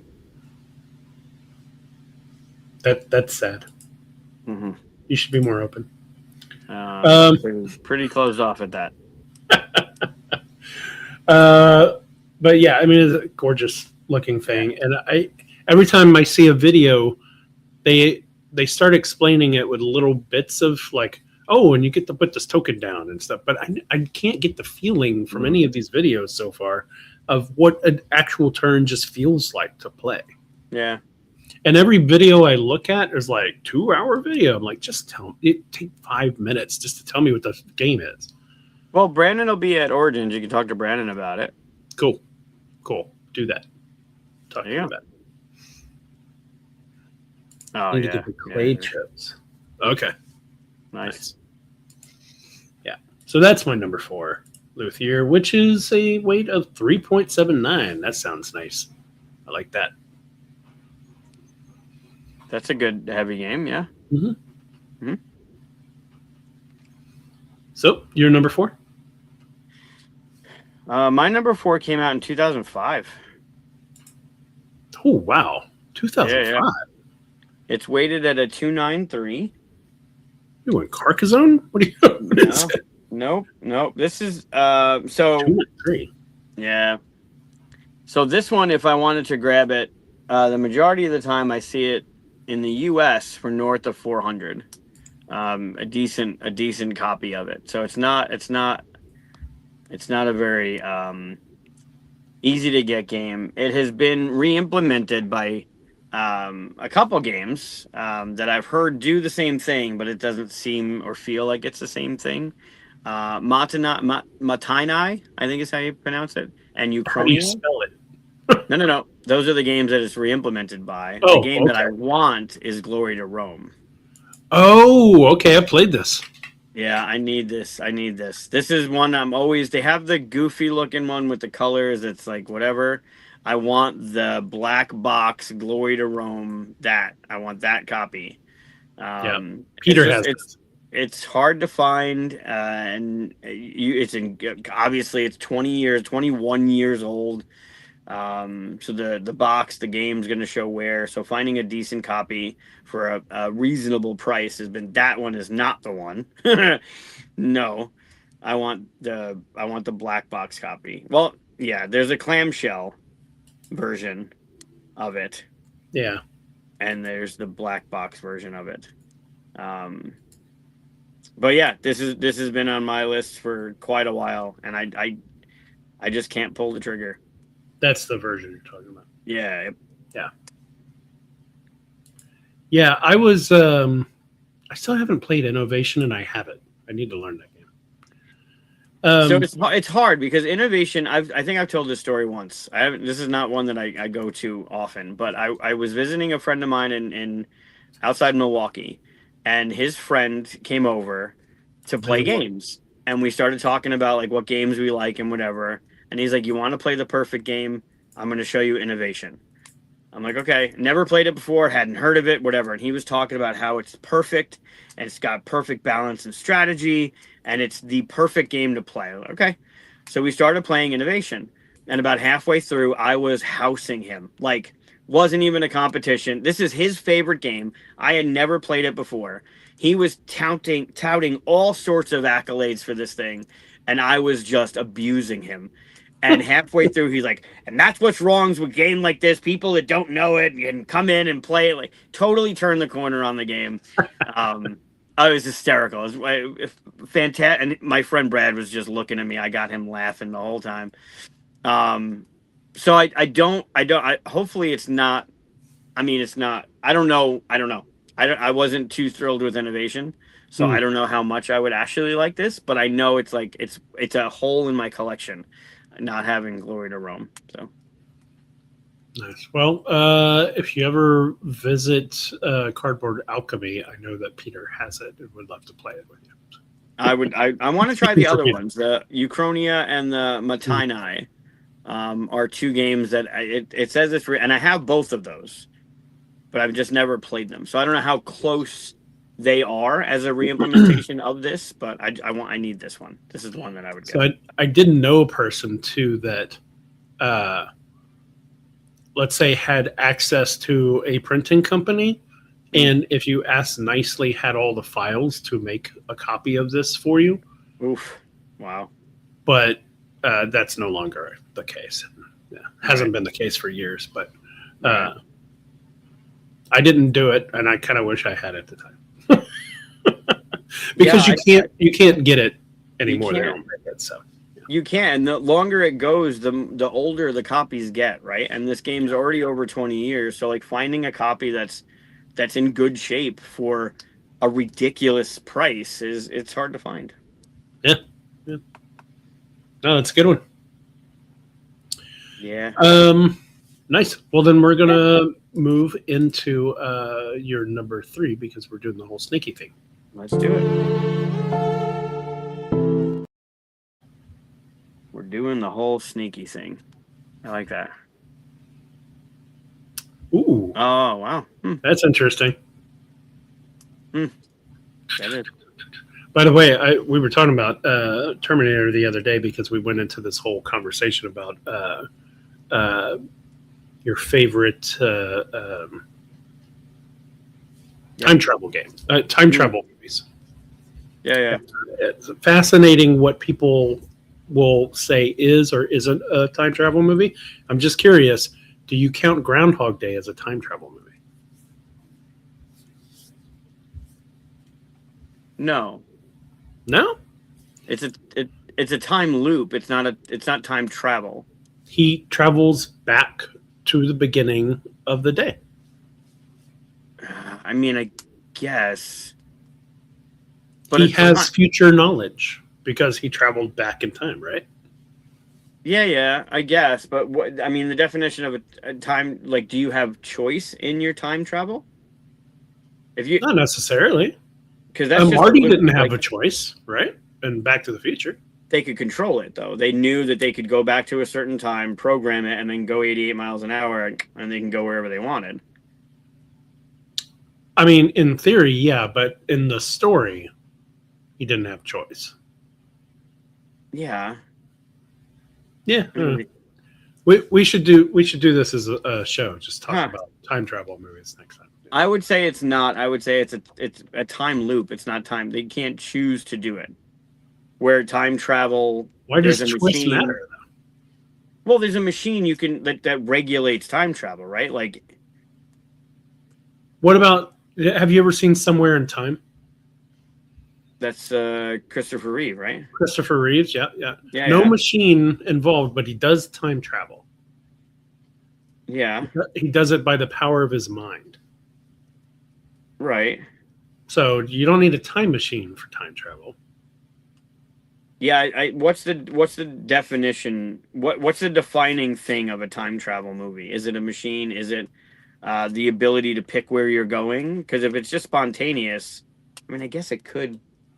Yeah, that was a choice, but I don't agree that choice has to be part of time travel. Maybe not yours, but somebody's choice. That is a good question on Memento, though. Memento. Oh no, that's just him experiencing it and us experiencing it backwards. Yeah. But time is still traveling forward. No, not necessarily. That movie's not always moving forward. Well, that's like saying Pulp Fiction's a time travel movie because you bounce around in the storyline. Right. That's not time travel. Nobody's No. time traveling. He's not time traveling. To him, he is. No, because he's still not learning anything. That's true. That's true. He's just experiencing new stuff that is new to him that shouldn't be new to him. He's just forgetting. That's a forgetting movie. Yeah, I wouldn't say Groundhog Day is a time travel movie. I totally forgot about Bill and Ted's Excellent Adventure. That is a time travel movie. There's a Star Trek Next Generation episode where they go into a wormhole and go through a time loop and start experiencing time over and over and over again. It's definitely time travel. It's against their will. There's no time machine. And it's a time loop. It's definitely a time travel thing.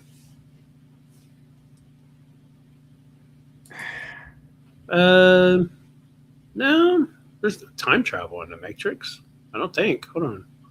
Looking at the extra ones afterwards, I don't think so. Yeah. No.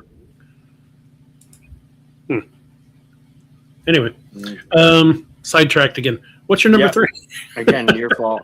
It is my fault that time. Yep, it is. It's an All right, interesting number- conversation. We should have an episode on it. I agree. I think we should absolutely have an episode on that. Yep. So we can, Cause and effect. That's true. yeah. Okay.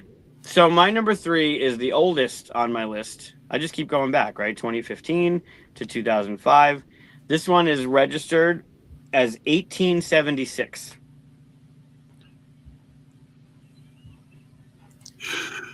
But I would say it's and your fault at this point for not having it then. I'm going from most expensive down. If you haven't noticed, right, the first one's Okay. like north of $3,000. The next one's north of 400. This one, for what it is, you can get cheap ones, and I wouldn't want a cheap one. Is north of 250. Ooh. With it, I am time traveling with this list. I'm right now in Back to the Future 3 in the 1800s. 18 It's what? 1876. Okay. What It's is this? It's weighted as a 1.23. The original Chutes and Ladders. Nope, Crokinole. Okay. I mean, yeah. You should come to BGG Con. They have a whole big thing of Crokinole boards, and you can win them. They did at Tantrum Con. I've played it. I enjoy it. I think it's customizable. You can get a customized board. You can get the customized discs, so I can have QSCon discs and Leprechaun discs. I really do enjoy this game. I don't play it enough, but I do like it. It's just, again, it's another expensive game to get. Yeah. And I'd want to get a good one. I don't want a cheap one. Crokinole is really fun. Marty. Yeah, Crokinole is really fun. And I would totally have. Oh, you don't give them away anymore. Because you don't do the ticket thing anymore, right? Yeah.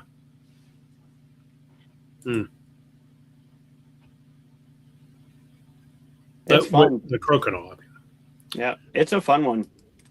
And there's a lot of skill involved. It's not just flick your disc and hope for the best. There's a lot, like there's a lot of rules to it. But it's a math game. It's a game of angles and figuring out where to block and how to hit, and it's fantastic. Yeah, if I had the room in my game room for one of these, I would totally have it. I don't though. Right.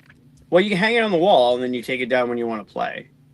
I have a chessboard bigger than this Crokinole board with pieces that are like this big and stuff, but I've never had the space to put it up, so it's always just been in a closet. Yeah. Right. So this that one would they take make up where one you space. can hang it on the wall. So if I had like the QSCon logo or something on it, like the boys, right? If I had Luca and Mika as their mascot people on the board, I could hang it up and it would be like a piece, and then you take it off the wall when you want to play. But it needs to be like, it's not just a shit Crokinole board. Like, it's got to be a well-made quality thing. They're always expensive. Have you guys ever heard of Carom? Carom? Carom. Yes, I have. Interesting. Oh, no. Yeah, it's just if it's there out already on a table, you're gonna play it more. Yeah. We thought. Mm-hmm. There you go.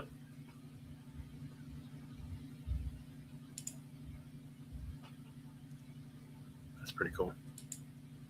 Do not recommend. Oh, okay. Tracy boards are great, and Brown Castle boards are also amazing. Okay. Good to But know. yeah, this is a great game. I enjoyed playing it every time they had them out at BGG Con. They just have them out where you could just go and play. They had other cool dexterity games too, but this is always out. This one, like, there are people that play Crokinole. Like that is the thing, right? They line up their shots and they got the math and they know how to set up a block and hit whenever it's out there, just flicking the dice to get it in the center. It's just fun. It's just a fun thing, and I've always wanted one.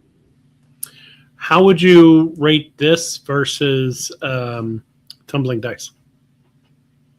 Tumbling Dice, for sure. Over. Yeah, Tumbling Dice it's too much fun. It plays more people. You can play this co-op too, like 2 versus 2. Tumbling Dice is just, and if you get a chance to play with Evan, you will never be the same again, ever. Yeah, Evan has. I don't know if he won a game. Did he? You think he will? Maybe he did.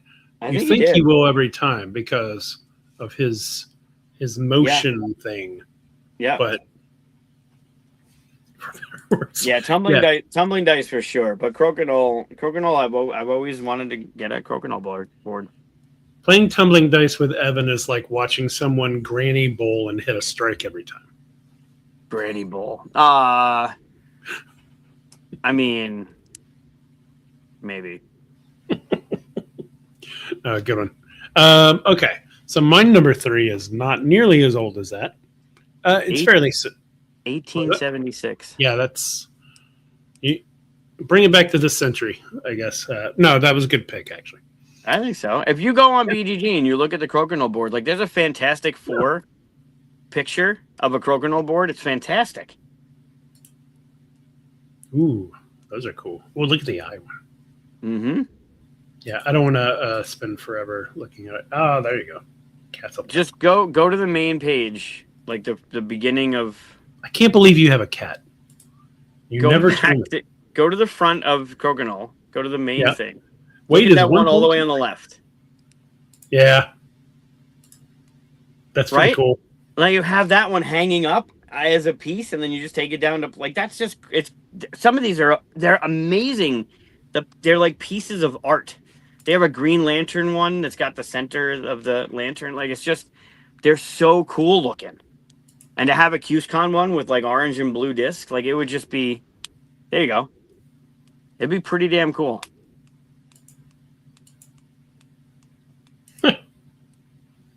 How have I not seen a Captain America shield yet? I'm sure they have to have one. You have to. Yeah. That one's been used. Yeah. Anyway. All right. So my number 3. We're in number 3, right? Yes, we are. My number 3 again is a fairly new one, like I said they would be. But the artwork looks amazing. The production looks great. I love these type of games, and Lacerda game always going to get me. Got to try Speakeasy. I've watched videos on this. I mean, even the production of. I wonder if they'll show. Yeah, it's not a great shot. I want to see some of this is prototype. I think. Usually is. I'm trying to find the player board. There it is. But see how there's windows back there, and you take cards and put them in there, and it changes what's in the windows. But it looks like you're in your own, like in the build. Yeah, see how it's got like the jazz night posters and stuff. I just love that as production wise, like what's going on there. But also, I love the theme and everything like it. I mean, it looks so dense and full of awesome Euro-y-ness, and yeah, I can't wait to dive into this. It's a Lacerda. Yeah, I don't like Lacerdas, so it's weighted at a 4.42. Yeah. Holy crap! Yeah, that's a Lacerda. I wonder what the Gallerist is set. Let me see. So it just came out last year, and it's already in the top 250. Yeah, that's crazy. Oh, 4.21 for Gallerist. Wow, this is way heavier. Yeah, it looks so good. Oh Can't wait. God. I'm gonna get into it. You backed it, but you haven't played it yet. Yeah, I know. This was a Kickstarter, and I missed it. It's one of those ones where I was like, "Ooh, this just came out, but I'm too busy to look at the page. I'll get back to it," and then lost it. Not good. But yeah, Speakeasy. And this is the kind of game that I feel like I want to play it, but then also start blinging it out and all that stuff, right? Mm-hmm. I need to know that I'm going to be able to play it more than once, like a year. Right. Bling it out, but yeah. It has the upgrades, that's for sure. I mean, that base game's 150. That's crazy. Yeah. Yeah. I love the artwork, though. Yeah, this might be my favorite Ian O'Toole cover. You put that as one of last year's art of the year. I did, and I can't believe it didn't win. It's amazing. It is a good one. I love this look. It is a good one. Yeah. Okay. Well, that's my number 3. Good pick. Number 2 now. Do it. All right, so my number 2 is also a Kickstarter that I missed. Believe it or not. And I missed it because it happened at the same time Andromeda's Edge was coming out, and we were working really hard on that, and I wasn't paying attention. And I found it afterwards, and I was like, no, why didn't I do this? And it's also a cover by Ian O'Toole, which is Voidfall. I love big space games. This looks not like that. It's a weird one to jump into. Good. Yeah, that's really good. Give me a good, yeah, there we go. Can we zoom in? Yeah, sort of. I mean, the minis were amazing looking, first of all. But, lots going on. Yeah, that's better. Here we go. Did your nails and everything for that shot. But look at the little cubes fitting in the bases, and look at the splashing thing holding the dice. Splashing thing holding the dice. Yeah, I don't know what it is. I haven't played it, but I want it. Right. Sure. Yeah. Voidfall. 2023. Yeah, wasn't that long ago. From Mind Clash. Yep, and I think there's expansions for it out already. But it was a big, heavy one. There was a lot of stuff going on. God, a 4.62. Yes. Holy That's shit. stuff right there. 4.62. That's Now, nuts.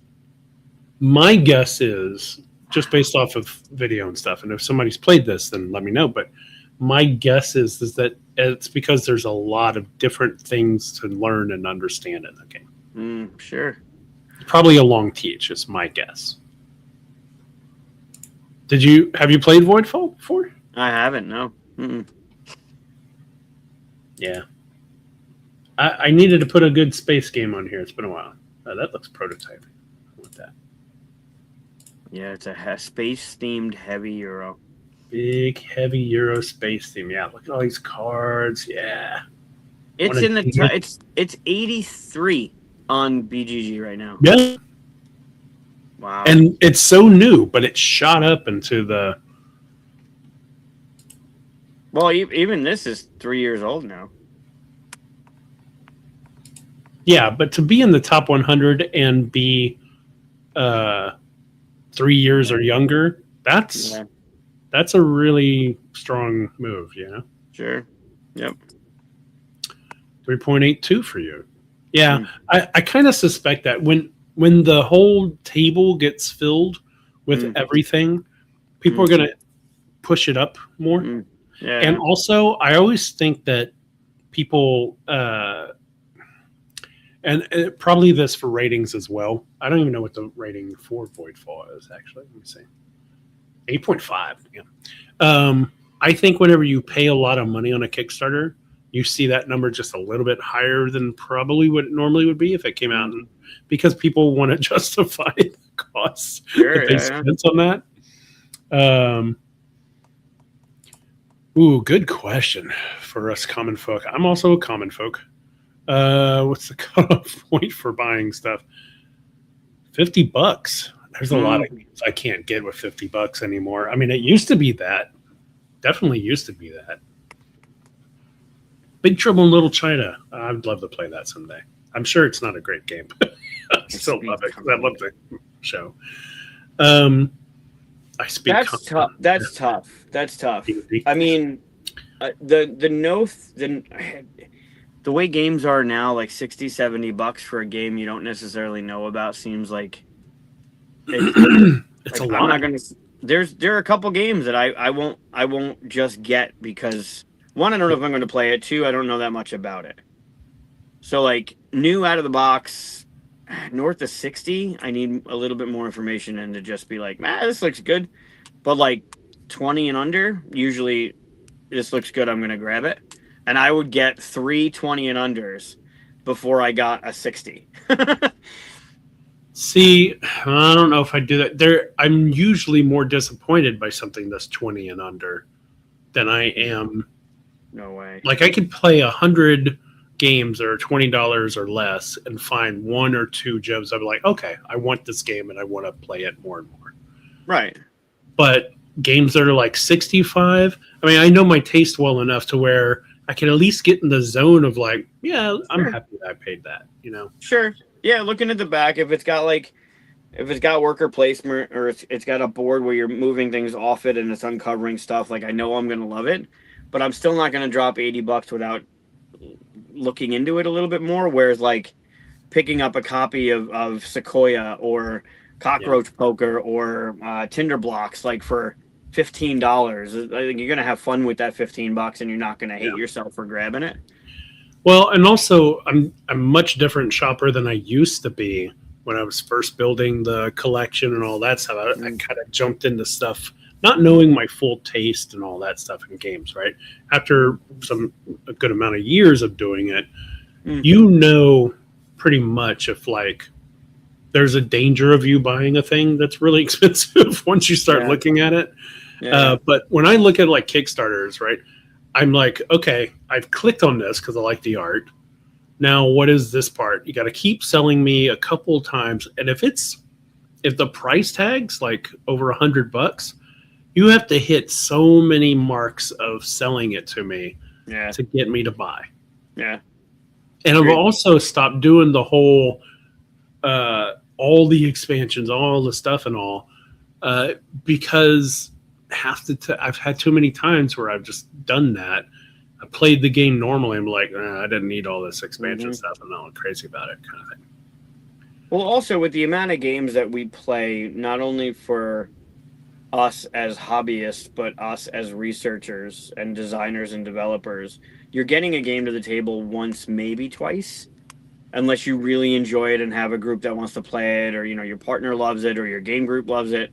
You're usually playing a game once or twice, and to spend that much money on a game and then $30 per expansion or $40 per expansion to only play it once, it's heavy. Yeah. Well, the way I always look at it is movie prices.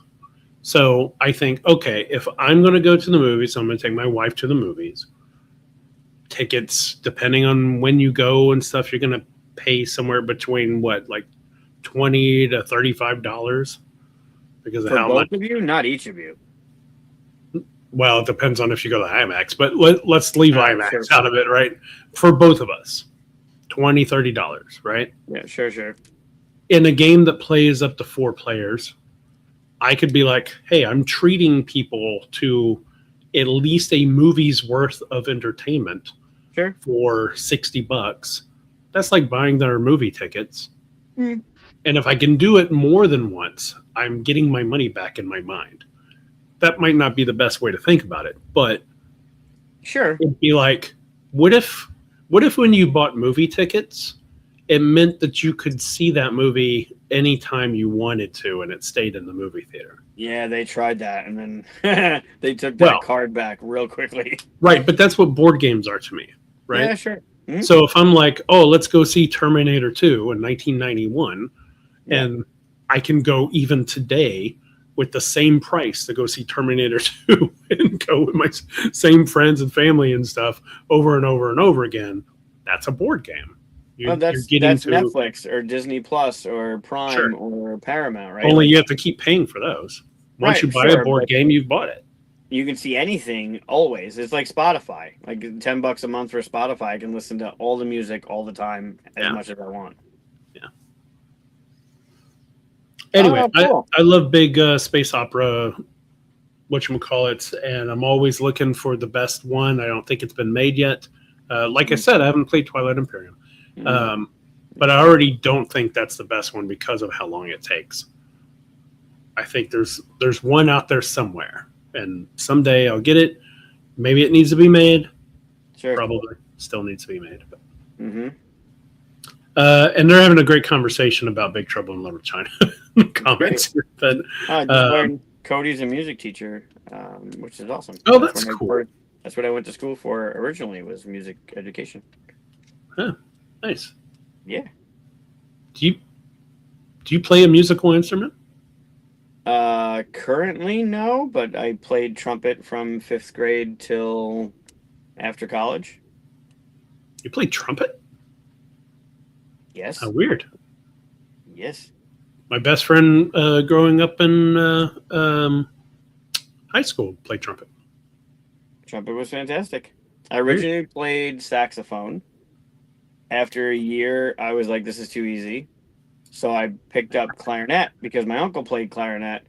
And the first lesson I went to for clarinet, I walked into the room. This is hindsight, right? You should have taken a left at Albuquerque.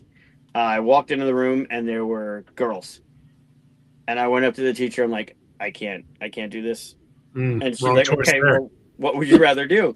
And my dad had played trumpet when he was younger, so my dad's trumpet was there. I'm like, I'm trumpet, like I can't do clarinet. And then I was trumpet from 5th grade, and I was hired as a professional afterwards, and went through college playing.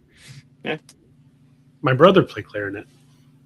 yeah, I couldn't do it at that age. Walking in, like, I couldn't. I told you about my saxophone story, right? When I was a kid in music class. I think you did.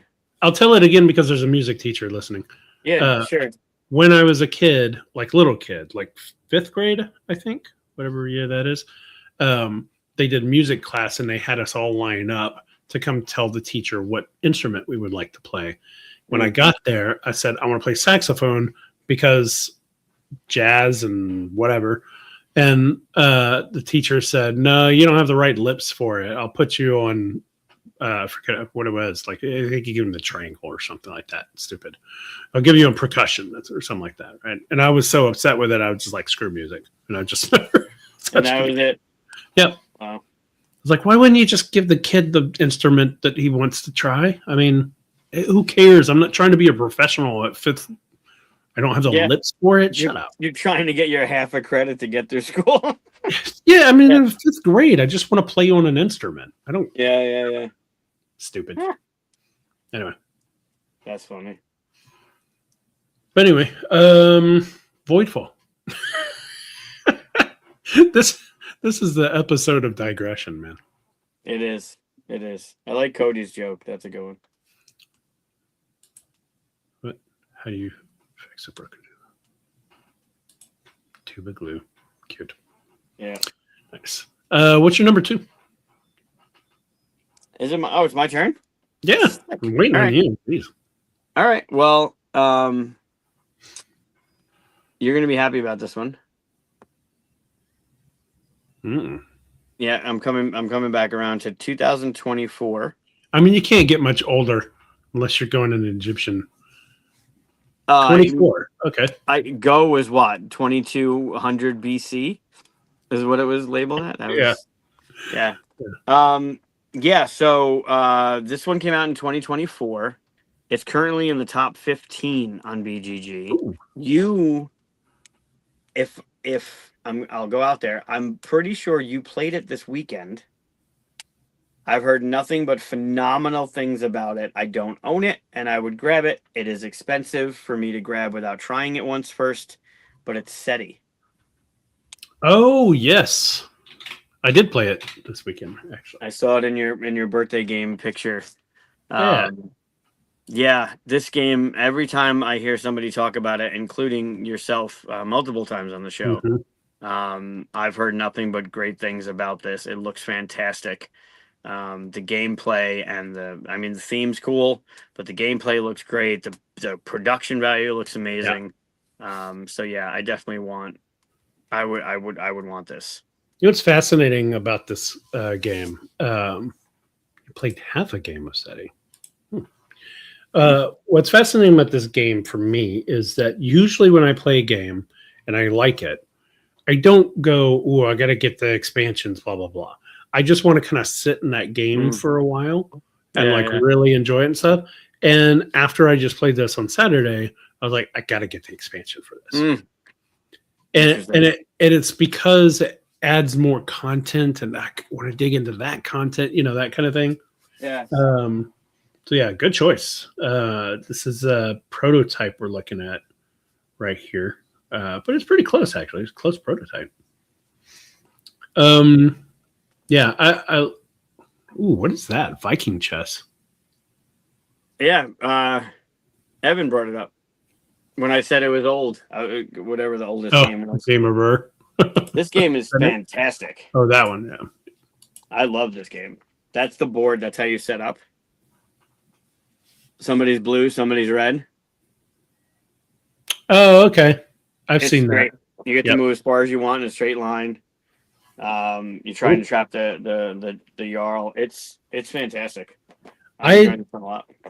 I think you need to play SETI before buying it, just because of you liked Ark Nova, but you didn't like Terraforming Mars thing. I still don't like Terraforming Mars. Right. I think. I mean, this isn't Terraforming Mars, and I don't think it has a runaway leader issue that Terraforming Mars could have. Not leader, runaway experienced player. Sure. Okay. Yeah. Like any Euro, I think an experienced player will beat you, probably. Not 100%, but will probably beat you. But the next game, I think you'll be on par with that person. You know what I mean? Like, yeah, you don't have to play this game 100 times to finally be expert, I think. Right. I mean, there are a lot of games that if somebody's played it before, they're probably going to do better than someone who's never played it before, because there's that experience curve to it. Mhm. But like Terraforming Mars is completely different. It's completely different. Yeah. This one, design wise, I think it's really interesting to climb into as well. Because they really do a great job of getting the theme and everything working. Yeah. No, good pick. It looks fantastic. I mean, it's a big box. It's got a hefty price tag to it for a game that I'd rather play before buying. Like, this fits into that thing of I'm not dropping $1.50 on it before playing it, because what if I don't like it? Right? There's a lot of those. It's only 75. What? It's only 75. Sure. I mean, I say that, but that's beyond the 50. We were just talking about Joe Schmoes, but it's only 75. But that's like the retail edition of the game. That's true, and that's what I have. I just have right. Right. I know there's an epic big box version of it, but I didn't back it either. I didn't know. I keep not backing awesome stuff, unfortunately. But that's what the retail looks like. So I could get away with it, but then if it is one of those things that I do like, then I'm going to hate myself for spending the $80 and not. Right. Well, maybe we'll get a game in on Origins. Yeah, sure. Probably be too busy playing other games, but yeah. Probably. Cool. Probably. But yeah, that would be my number 2, would be SETI. Good pick. I think so. All right. Well, then we're going to get down to your number 1.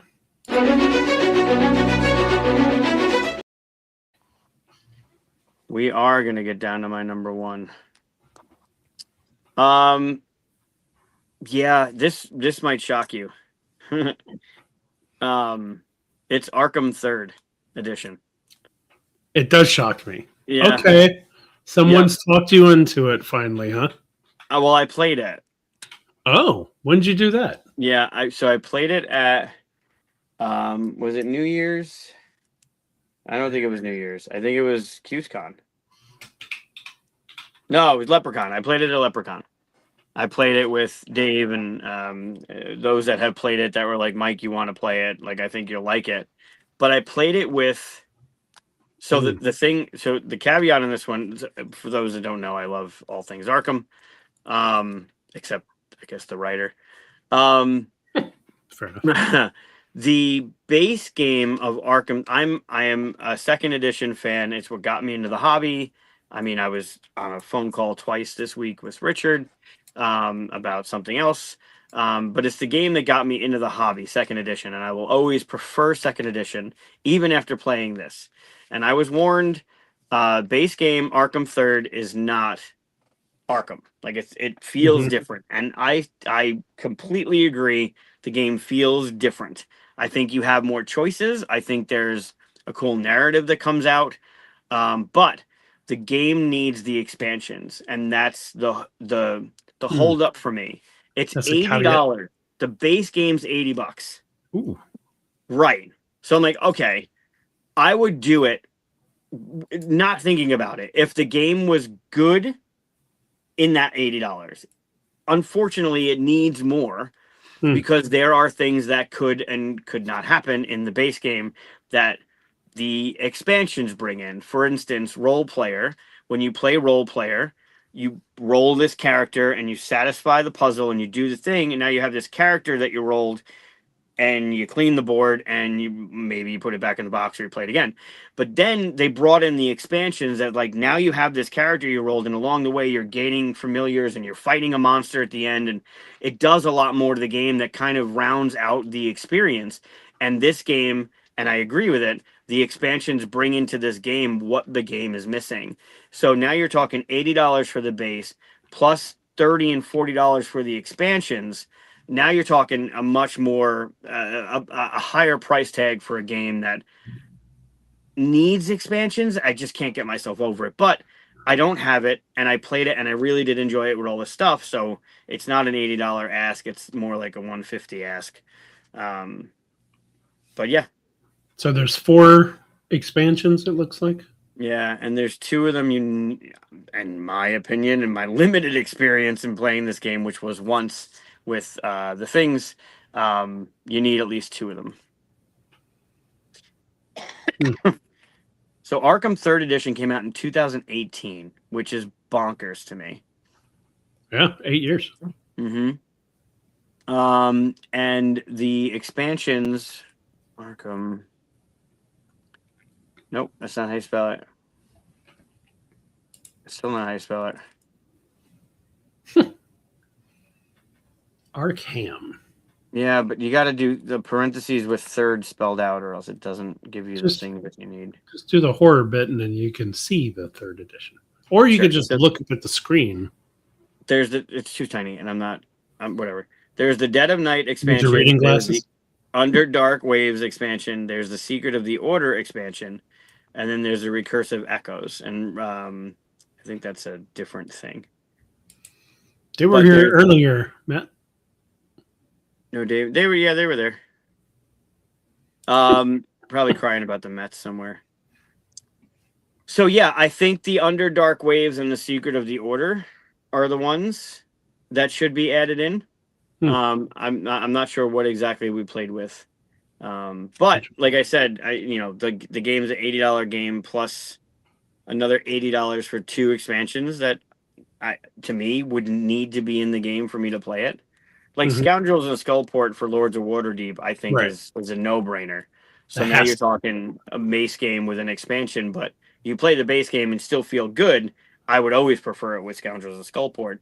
I would never play base Arkham 3rd without the expansions if the experience is subpar. It just wouldn't. It wouldn't.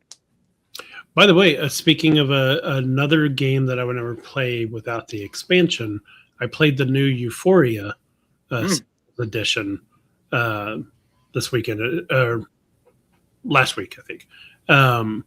And yeah, I can't go back to the original edition now because the market that's in there and things, it's cleaner, tighter. Yeah, it's really good. Yeah, that's good. Mine came. I haven't played it. I saw your name on it. I took a picture and showed you. Yeah, which was kind of cool to see. That's fun. Yeah. But yeah, my friends. Every time my friend goes to Millennium, if you don't know, the biggest game store in the country is about an hour, 15 minutes away, and they have a huge used game section. And every time he's like, "I'm heading to Millennium. What do you want?" And I've been asking him to keep an eye out for a used copy of 3rd, because if I can get it for less than the $80 retail, then it would be easier for me to get the expansions to add into it. I'm just having a hard time spending $80 for a game that is not. It's not Arkham. It's not Arkham Horror to me, right? Like the living card game, you're going into it knowing it's a different experience because of the deck building and the characters and the movement and the stuff that they do. Like I know that's going to be completely different. Arkham Horror is still Arkham Horror. Like I want the narrative, I want the choices, I want the bullshit rolls, I want that experience. And they gave it's good, but it's just not second. Yeah. But I did play it, and I did thoroughly enjoy it. I don't think it necessarily had to do with the people. A lot of games, the experience is based on the people you're playing with. It makes the game better. And then you play it with somebody else, and you're like, fuck, this game sucks. It wasn't that. I enjoyed the people I was playing with, but I was looking at it very crucially because they were waiting for me to just shit all over it. And like halfway through, they were like, all right, Mike, so what do you hate? And I'm like, I actually really enjoyed it. Like it was a fun play. Nice. It did the things I wanted it to do. Unfortunately, it had the expansions folded into it in order to do the things that I wanted it to do. So, but yeah, my number one would be Arkham 3rd Edition. Plus expansions. Plus at least 2 of those expansions, yes. Fair enough. Yep. My number one is one I just recently discovered to be one that I wanted. As in like a few days ago while trying to make this list. I passed this box over many times. The box doesn't tell me anything that makes me want to play the game. And so I've just I passed it up on game shelves and stuff. But then I started looking into what the game was because I was just like, I guess I've seen this enough time. What is this? And it's Wondrous Creatures. Oh, yeah. Yeah.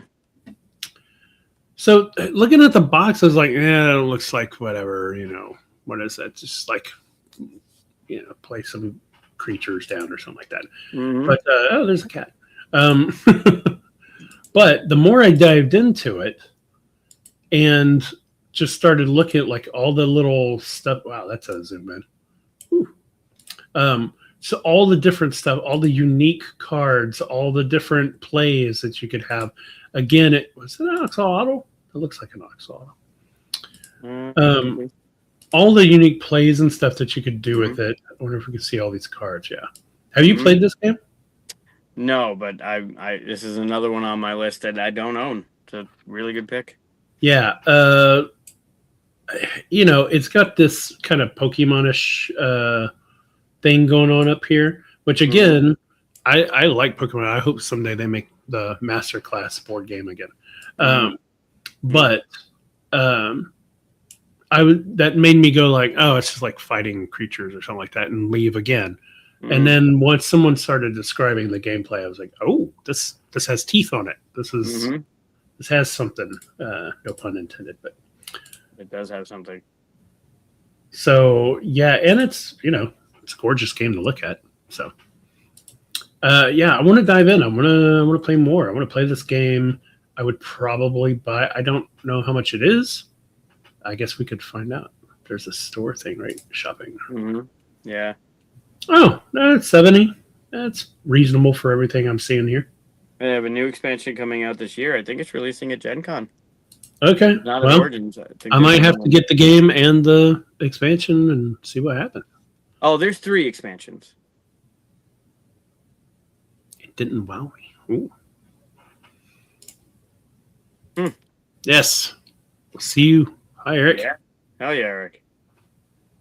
Yeah, there's Gargantuan Beasts and Crusette, which came out in 2024, so same year that the base game came out. And then Winterfall is coming out in 26. Okay, cool. It looks like an interesting world to dive into, but the gameplay itself, for instance, also being 3 point something is always going to raise my eyebrows. Hand management, hexagon grid. What is that? The hex grid? A hexagon is a 6-sided shape, Chris. I know that, but I thought to be a mechanism, it'd have to be more than just a board that are hexes, but it apparently isn't. Okay. Quite literally a hex. Yeah, it's not. It's just literally a hex board. Okay. I like the end game bonuses. The end game bonuses with the open drafting. That's open drafting. That's cool. Set collection. I like set collection. Worker placement. Variable. The thing with this though, there's a base edition, and there's a deluxe edition. I know. It was another Kickstarter that I didn't pay attention to. Yep. That's what these are ending up being, right? All of every them. Almost everyone you mentioned. time. Yeah, almost. Hmm. But yeah, that's my number one. Wondrous Creatures. I will get that soon. That'll probably be the next one I get. It's a good. That's a good pick. And that's our stories, and we're sticking to it. That's a good As- list. Next year, when we get around to this thing again, Mm-hmm. we should see how many of these we've gotten and played. Oh, zero. Revisit. One. Zero. Well, yours are a little bit. You kind of went. What's it called? The Holy Grail. You kind of went the Holy Grail route with yours. Mhm. I went I missed the Kickstarter route with mine. Yeah, that's true. Yeah. Yours Mine are a lot definitely more attainable. Yeah, Yeah. mine are more up. Yeah, you're definitely. I mean, better price point, readily available. Some of them are Although better. Fate of the Fellowship price is constantly selling out, but yeah, It just makes so much more. yeah, Take what you're about to make off of, so I can double that. yeah, yeah, Yeah. yeah. Self care. Oh, Beehive. Did you have any others that you didn't mention? Yeah, mostly I had Entropy. I'm really interested in. Oh yeah, I don't know enough about it yet. Here, I can show it real quick. Hmm. I don't know enough about it yet, but Cool it cover. looks really interesting. Yeah, it's Yeah. really cool. Really And I cool. like the idea. You play basically humanity that's like become so smart that we're going out to places where like we're going to make our own star, we're going to make our own planets, we're going to put life on those planets. Mhm. And I think the theme is that you are people in a class that are doing this in a demo, like not a demo, what do they call it? Like whenever you do a flight thing and you're not really flying a plane, but you're Yeah. what's the word? I immediately went to like a flight of liquor. No, like a plane, but you're not in a plane. What's the word? Simulator? Simulator. That's right. Yeah, I got I think you're like thematically, you're a student in a simulator doing this for later. There you go. Simulation. Yes. Thank you. But I love the idea. It looks cool. It's a circle board. Circle boards are awesome. Yeah. So, yeah. Yeah, that one Moving looks cool. this around. I think it's pretty cool looking. So yeah, that's the only other one that I kind of it's didn't quite make the list because I don't know enough about it yet. What about you? I don't know enough about it either. No, I mean, do you have any other games? You know that. Yeah, I did. So there's a game I played years ago. It's a Martin Wallace game, which typically are just outside of enjoyment for me. There's some that are good, but a lot of his are very heavy and very thinky, like Lacerda games that just I don't necessarily Not that heavy, but yeah. I can see that. Not as heavy, but I'm like Australia, the one that was like I don't know, dated, but like Cthulhu bait. Like they're just not my jam. But there was one I played that shocked me called Handful of Stars. That's been I haven't heard of that one. Yeah, it was really, really. It was just enjoyable. It clicked. The mechanisms work. It just made sense on the board. But it's hard to find. It's been long out of print. It's an $80 hit on it. I know I'll enjoy it, but they're coming out with a re-implementation this year called Casus Belli. I don't know. So I'm gonna wait for that one to see. Maybe it brings back the price of Handful of Stars, or the new one is better or more streamlined or whatever. But I enjoyed the hell out of playing that game. It was really good. Probably my favorite Wallace that I had played. Wow. Yeah. So that one was on my list. It's been hard to find. I'm not hard to find because you can find everything, but hard to find at a reasonable price. That's like, oh, okay, that's good. That's And then I different. saw they were re-implementing it this year. So, That's cool. yeah. And then there are 2 super lighter ones that I'm gonna grab at the con this week. Symbiosis, which we played a gathering a ton. Oh yeah. Love that game. I mean, it's available on Amazon. I'm just gonna pick it up this week. Yeah, that's a good game.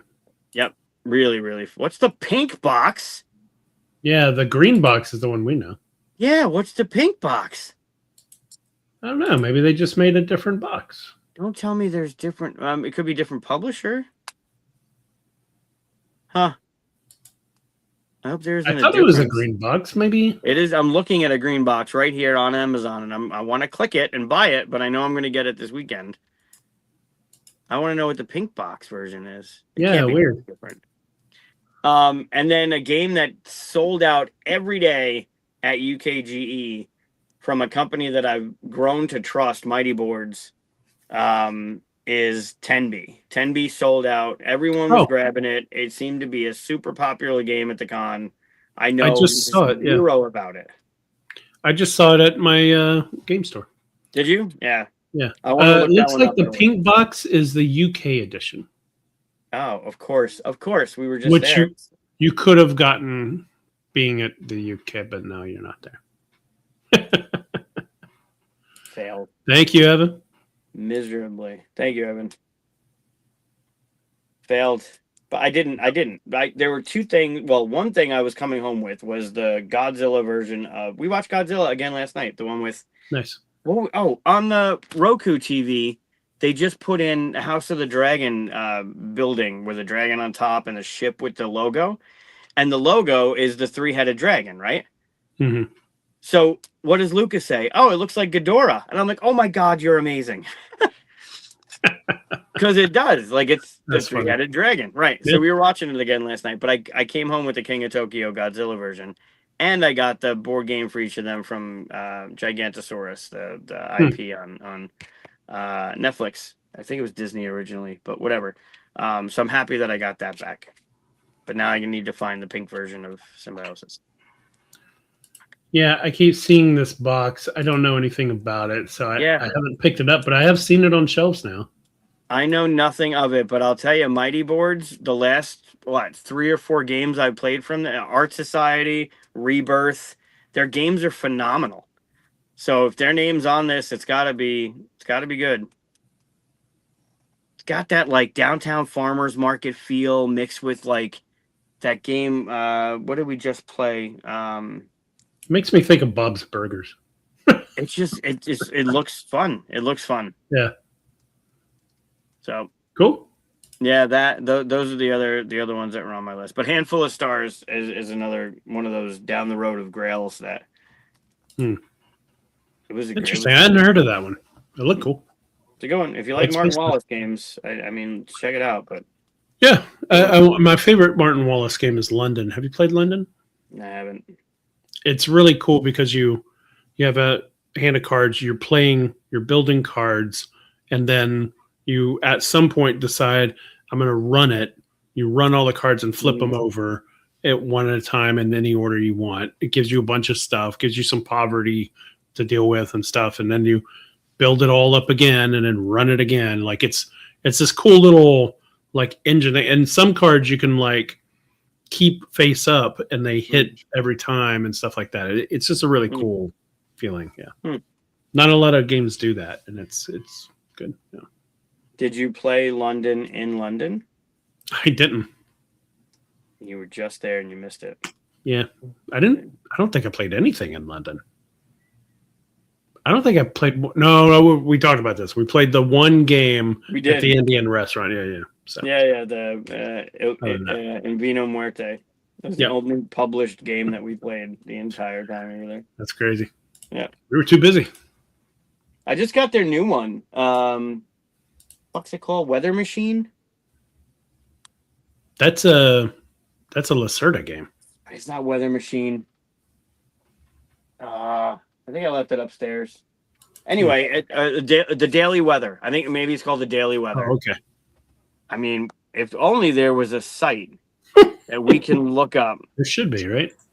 Yeah, the daily weather. Oh, okay. It's the pocket game, but the way the cards are set up, you can play today's game. Like there's a date in the way the game is set up. You can play today's thing, and the objective is to lay the cards down, and you get you got to get so many cloudy or so many sunny or whatever it is, and you're overlaying the cards. It looks fantastic, but you can literally play it every day and play that day's weather, like that day's challenge. Oh, weird. Yeah. Yeah. That's pretty cool. So I'm going to bring it. I want to learn it. So I'm going to bring it with, it's a pocket game. But it looks really fun. All right. Well, that's our list. That's all we got to say. Yeah. Now I get to go shopping. This is going to be great. No, you're not going shopping. Nobody's getting these games. What happened? No, nobody's getting these games. I thought that was the whole purpose of this. You can get your own games, and I'll get my own games. My list of games that I have. Okay, here. yeah. You can go shopping and get your list of games. Yeah. Right. The list I have is Fate of the Fellowship, Luthier, No. Voidfall, Why are you writing down? Picture, No. and Entropy. That's my list. No. Someone over there, please come get this list from him. No. Nope. That's my list. I wrote it down. No, I hate you. And you said I can get the list that I wrote down. No, that's not what I said. Going shopping. With words. Nope. Yeah. Thank you so much for all the happy birthdays. Also, happy birthday to Mike in 4 days. Yeah. If you don't see him at Origins, if you do see him at Origins, bring him balloons and cake and, sing happy birthday to him. He will love that. No. But I will have pins, QSCon pins, and stickers with me. Nice. So if you do, and he will give it to you if you sing happy birthday to him. No singing. If you sing happy birthday, I'll stab you with the pins. Worth it. Yeah, sure. Worth it. Yeah, I'm looking forward. I mean, we get to hang out together for our birthdays in Origins, which I can't. This is going to be fantastic. So yeah, I'm looking forward to seeing everybody. But I am very much hanging out with you at a convention, which we just did. I kind of hope that we get to hang out more instead of like pass out at a dinner table and then go to bed. Right? Sure. Like UKGE was an amazing experience, but we would just like finally leave the booth around 8 o'clock, try to find some place that doesn't close at 8:30 to get food in this and then just go to bed. Like, yeah. I hope we get a little more time to play games and chill out and talk and stuff. I think we will. I mean, it's gonna be fun. I mean, it already seems like, what was the I don't know if I don't have it at the ready. I'd have to look it up. But what's the Origins preview list? Whisperwood was 3rd on the hotness or the number of thumbs or whatever. Yeah, it was last time I checked. I can pull it up here. That's pretty cool though. Yeah. That's really cool, actually. Origins Game Fair, Board Game Geek preview list. Sort by, not publisher, by thumbs. Kakeshi's still up there. Whisperwood is number 2 on the hot. Number 2? Yeah. That's pretty cool. Yeah. That's pretty awesome. Wow. Yeah. Well, maybe we'll have a lot of people checking out our booth. Maybe we'll be just as busy. We'll see. I mean, we'll see. But I'm very much looking forward to it for multiple reasons. So nice. Safe travels to you, and I'll see you in Columbus. Same to you. I'll see some of you in Columbus. And Eric, absolutely. For sure. Bye, everybody. Thanks for watching.